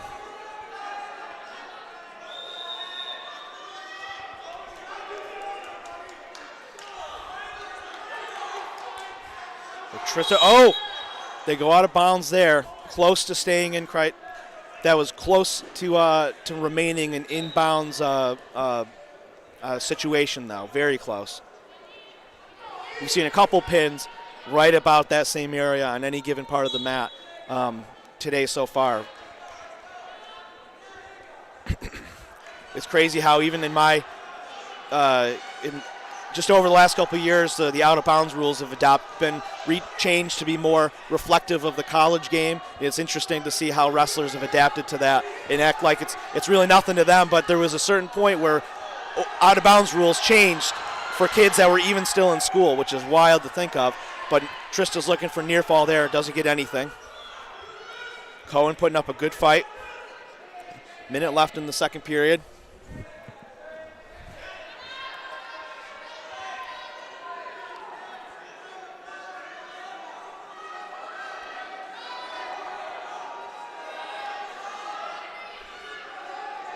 Trying to bring that arm around. Trying to turn over her opponent.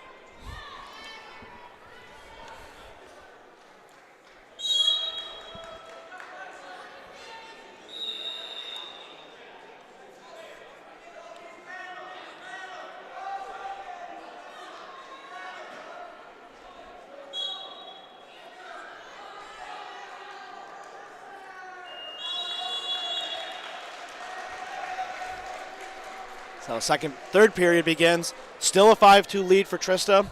Now they send her down to try to finish out this match without any funny business. Probably doesn't even want to try to roll and get caught or anything. Probably just wants to get an escape and try to get, finish out this match without getting thrown, without trying to roll and getting caught or anything like that. Any move out of the ordinary. Cohen doing a good job to return.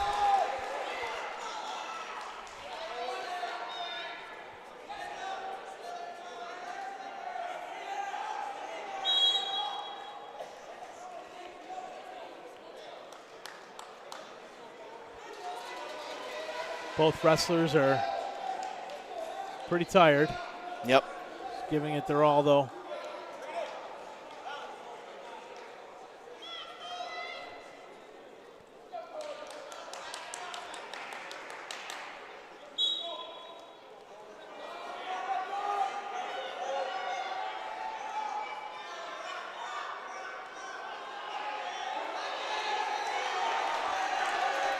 Oh, free move for Trista. That's a body lock on Cohen. He better just stay in position there. Don't give him any more points. That's going to be 1 point for Trista. He's going to take a 6-3 lead. 6-2 lead, sorry.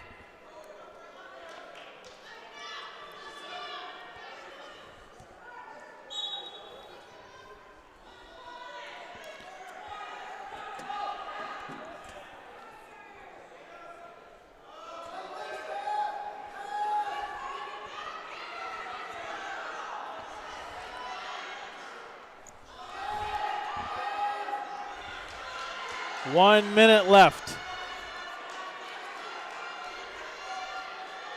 Can STARPOINT pull it off? Can they pull it off? Can they get a pin in this last minute? Can Lancaster's Trista Blas hold on to win?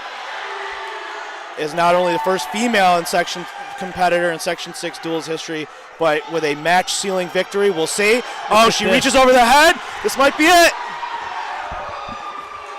Oh, my goodness. The stakes are high. And that's it. Lancaster wins.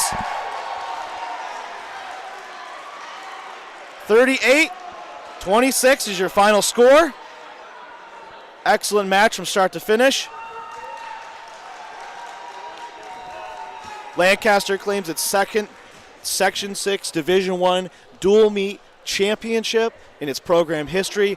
Awesome season for STARPOINT. Season is obviously not over. There's a lot left to do, but great fight there, especially from Cohen in that last match. And he looks like a little upset from getting pinned in that, but you know what? I can obviously tell that that young man was given all he could, given the stakes. He knew he had to pin. That's one of those situations where you do anything at the end of the match to try to get that pin. But let's give a lot of credit to Lancaster, the 4 seed coming in here, have had some staunch competition, traveled into Section 5 a lot.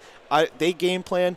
Coach Becker game plans as good as anybody else for events like this, especially when it's in their home building. Lancaster always shows up at the right time when you need them to. This is the Legends' second dual meet championship in program history. They'll go back to the state duels for what, the third, fourth time now, whatever. I'm just going to start losing track. The third time they'll go to the state duels.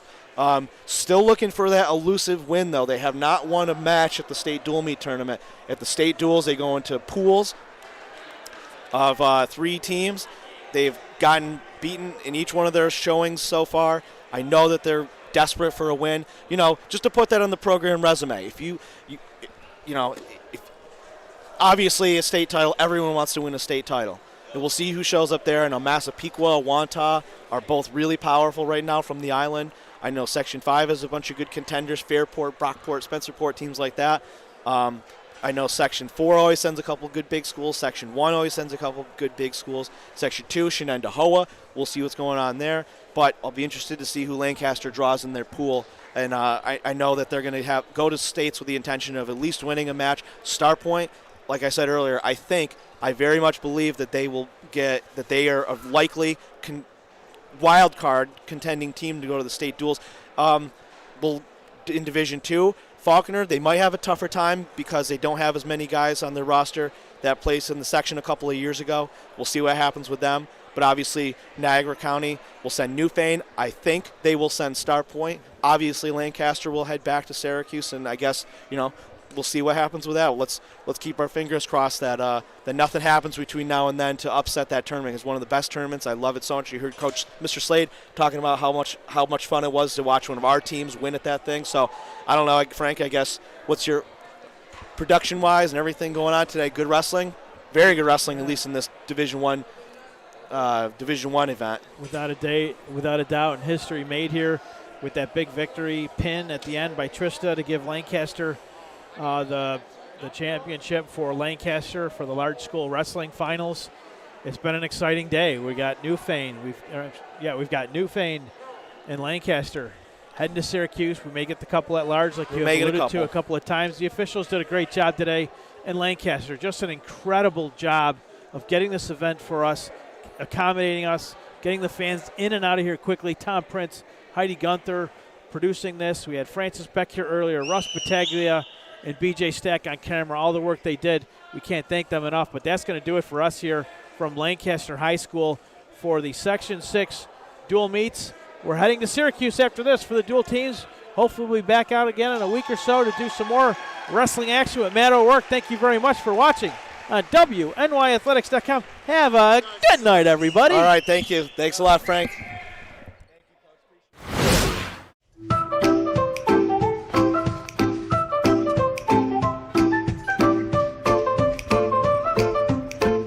Even the most prepared moms experience the unexpected. When you do, we're here for you. When you're ready to buy a home, start your search at howardhanna.com. You'll be the first to see new listings, find similar properties, and connect with a local Howard Hanna agent. Get started today at howardhanna.com.